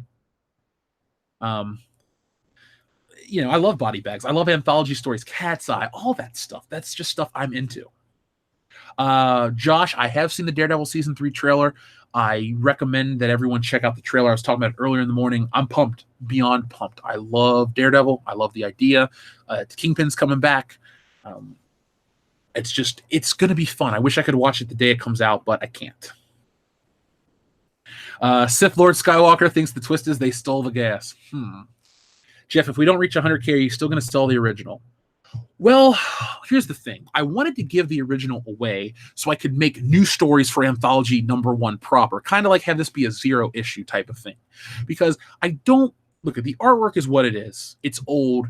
It's before I knew what I was doing the way I do now. I drew both of these stories completely. But Stealing Solo, I'm much better at inking. I've studied perspective, anatomy, and all this shit. I know more about how to create comic books. That is why Stealing Solo is. You don't start out with an old piece of art or something bad. No, I wanted to give this away for free as just a bonus type of thing. But no, down the road, if I can garner up enough interest for Anthology doing a new story, I would love to throw this in as backup stories or something like that, because I think the stories are too good to just throw away. That's why I'm talking about them. It's not that I'm just using them to sell you Stealing Solo. They're stories that stand on their own that I've been involved with. And I mean, an ideal life would be right now, do the channel, do a quarterly comic book, use a lot of it for channel funds, get out of this neighborhood, do stuff like that, but do quarterly comic books. And the quarterly comic books wouldn't just be 20-page books. Like Stealing Solo is going to probably be like 50 to 60 pages right now due to a couple things I changed to make the story more visually appealing. Because Stealing Solo is like a movie printed as a comic book. There's pacing, there's time, things are beats. You can actually, if you pay close attention, you can hear the character's heartbeats or this or that. Like there's little bitty things in there. See, those are things I've learned after doing Anthology. That's why Anthology is not my first thing. That's why The Adventures of Wingman is not my first thing. Now, Wingman can come back. If somebody shows interest, I can play around with the concept and we can see where it goes. I'm always open to giving people what they want and trying new things. I'm not going to spend my comic career doing Star Wars parody comics. No, not at all. This is just the first one, probably the only Star Wars parody comic book, unless, the demand is so high that there's a sequel or something like that. But these could see the light of day eventually. But again, it costs money to get them recolored, relettered, X, Y, and Z. So I would definitely need to find a way to have those costs covered if I'm ever going to put those out. But Tanay, thank you for a super chat that says, dude, a fucking oil refinery just blew up like half an hour away from me. I work for the company. Shit. Well, I'm not going to Google that on air to read it so people can figure out where you are, but I'm glad you're not there right now. That's all I can say. Jesus. That's kind of scary. When the BP oil rig thing, the BP oil spill happened, my mom worked for BP and that affected her job all the way here in Ohio. So thankfully you're not there at all today. Even if you were somebody that loved The Last Jedi and all this stuff, I wouldn't wish anybody to be in an oil rig explosion. Jesus Christ. That's scary. That's scary. Josh, thank you for your consideration. And Lady Una, thank you for your support. I appreciate both of you. You old smoothie Lando, a Star Wars or Orlando story. I like that. I'd wear that shirt. You old. Oh, man. You know what you could do? You could have a shop called You Old Smoothie and have it like very space themed. That'd be amazing. Quick question. What is JJ's mystery box? JJ's mystery box is, well, to be fair, my initials are JJ. So it's my mystery box. But it's you get the comic, the poster, the shirt, the hat, all that stuff. It's just a name for it type of thing. It's funny. People have bought JJ's mystery box. And I give you guys like a handwritten letter of thank you and stuff like that. I mean, stuff like that matter to people. So I just want to let you guys to know, or I want you guys to know thank you. And it's not like a printed out one that I signed my name. It's a handwritten one to each person individually. So looks like I gotta send quite a few to Superfan Adam Shawhan. That's all I can say. Mark Judge stars as the wingman. I actually would love to I'd love to work with Mike Judge. Like a lot of the things I'm into, I want to do it my own way and talk directly to the people that want to read it and stuff like that. But I would love to work with Mike Judge. Mike Judge is, if they're like, Jeff, name 10 creative people you want to work with, Mike Judge is number 2. Harrison Ford is number 1 because I'd like to see Stealing Solo get made into a movie. But Mike Judge, number 2, man. Love Mike Judge. Down the road, The Rock. I don't know what The Rock would ever do with us, but if we have our skit show, I think he'd be a lot of fun. He's got good humor. Let's see.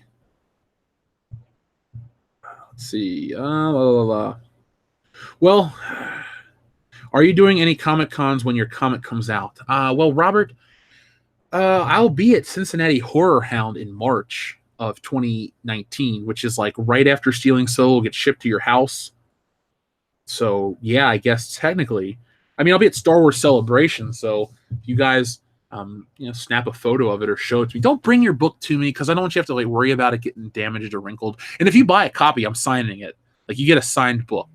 You don't get it signed one unless you buy the blank variant because it's for an artist to draw on. But you'll have a signed copy and that'll be fun. But yeah, I'll be talking about it more.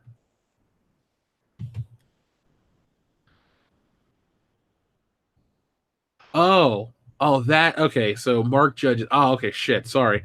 See, I don't follow politics that much, guys. So that's why I don't know who Mark Judge is. I'm thinking Mike Judge, man, he's awesome. I love Beavis and Butthead. King of the Hill's one of the best cartoons ever made. I think it's a good time to close this episode out, though, folks. It's been almost 3 hours of Good Morning Pop Culture on this Columbus Day celebration. So let's celebrate our old friend Cristobal Colon, or however you pronounce it in Spanish. That's how we learned it in high school. So let's celebrate him by, I don't know, getting lost on your way to Chick-fil-A and eating, I don't know. What sounds good today for lunch? What does sound good today for lunch? So, ladies and gentlemen, thank you for joining us here on Good Morning Pop Culture. I'll be back tomorrow morning with Good Morning Pop Culture. Now, before anyone clicks off, if you're a patron, you're going to get your Twilight Zone roundtable discussion soon. I'm going to upload that as soon as I go off the air and get this episode ready for our live streaming service. Tomorrow, I'll be on the High Council, which should be on Jeremy's channel, I think. I don't have my calendar right next to me, so I can't speak on that properly, if you get the joke. Wednesday night is our Twilight Zone live hangout. We're doing our top 10 favorite episodes, okay?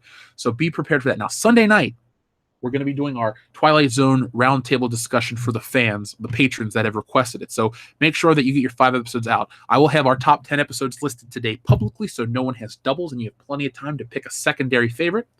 And this weekend, I will do the our Stephen King. Wait, no, it's our It commentary that comes out this weekend. There's a lot of stuff coming out as bonus content because so many people enjoyed our spooky movie curses live stream the other night. I get a lot of positivity. People were like, I've been watching you for 6 months. This is the best thing you've ever put out. I take that as a high compliment. I really love Halloween. I love horror. I want to do more stuff. Look at Anthology. There's a scary slant to a lot of this stuff. So there you go. But I wanted to, give you guys some more content for the holiday season. So be on the lookout for all that stuff. But as always, thank you for supporting World Class Bullshitters. I appreciate each and every one of you. And I'll be back in just a few short hours, a.k.a. less than 24, for some more Good Morning Pop Culture. So let's hope the world of entertainment gets even shittier than it was so we can make fun of it tomorrow.